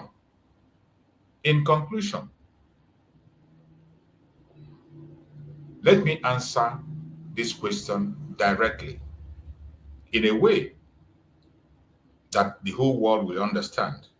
The investors, Biafran investors, and every other person should understand. Why would anyone want to invest in Igboland? The reason you have to invest in Igboland is because despite oppression, Igboland is a land of strength, creativity, and unshakable destiny. Yes, there is anger. Yes, there is oppression. But beyond all that, there is resilience, there is vision, and there is a people who refuse to die. To my brothers and sisters across the world, fellow Biafrans, wherever you are, stay strong. Stay united. The world must hear us. Our freedom will not be delayed forever. It is either Biafra or nothing. Thank you so much for being part of this program, and may Chukwu Okike Abiama continue to guide and protect every single one of us as Biafrans, home and abroad. And may Chukwu Okike Abiama continue to guide and protect our leaders, more especially those in detention, Mazi Nnamdi Kanu and Mazi Simon Ekpa. No weapon formed or fashioned against us as Biafrans shall prosper, and no weapon formed or fashioned against our leaders shall prosper. Thank you so much for being part of this program. I will see you again later in the evening. We are going to come back to dig deep more on our response to the evil narratives that they are creating in their media. May Chukwu Okike Abiama guide and protect all of you. If you have not yet shared this program, please like and share to other platforms. Share to family and friends, even our enemies. Share to them. They need to hear our response. Share to our enemies. Share it and make it go viral. This response. Share it. Very important. Don't keep it to yourself. Touch your notification bell so that when I come in the evening, you will get notification and you will join us. May Chukwu Okike Abiama guide and protect. Thank you so much, and see you later on in the evening. Bye-bye.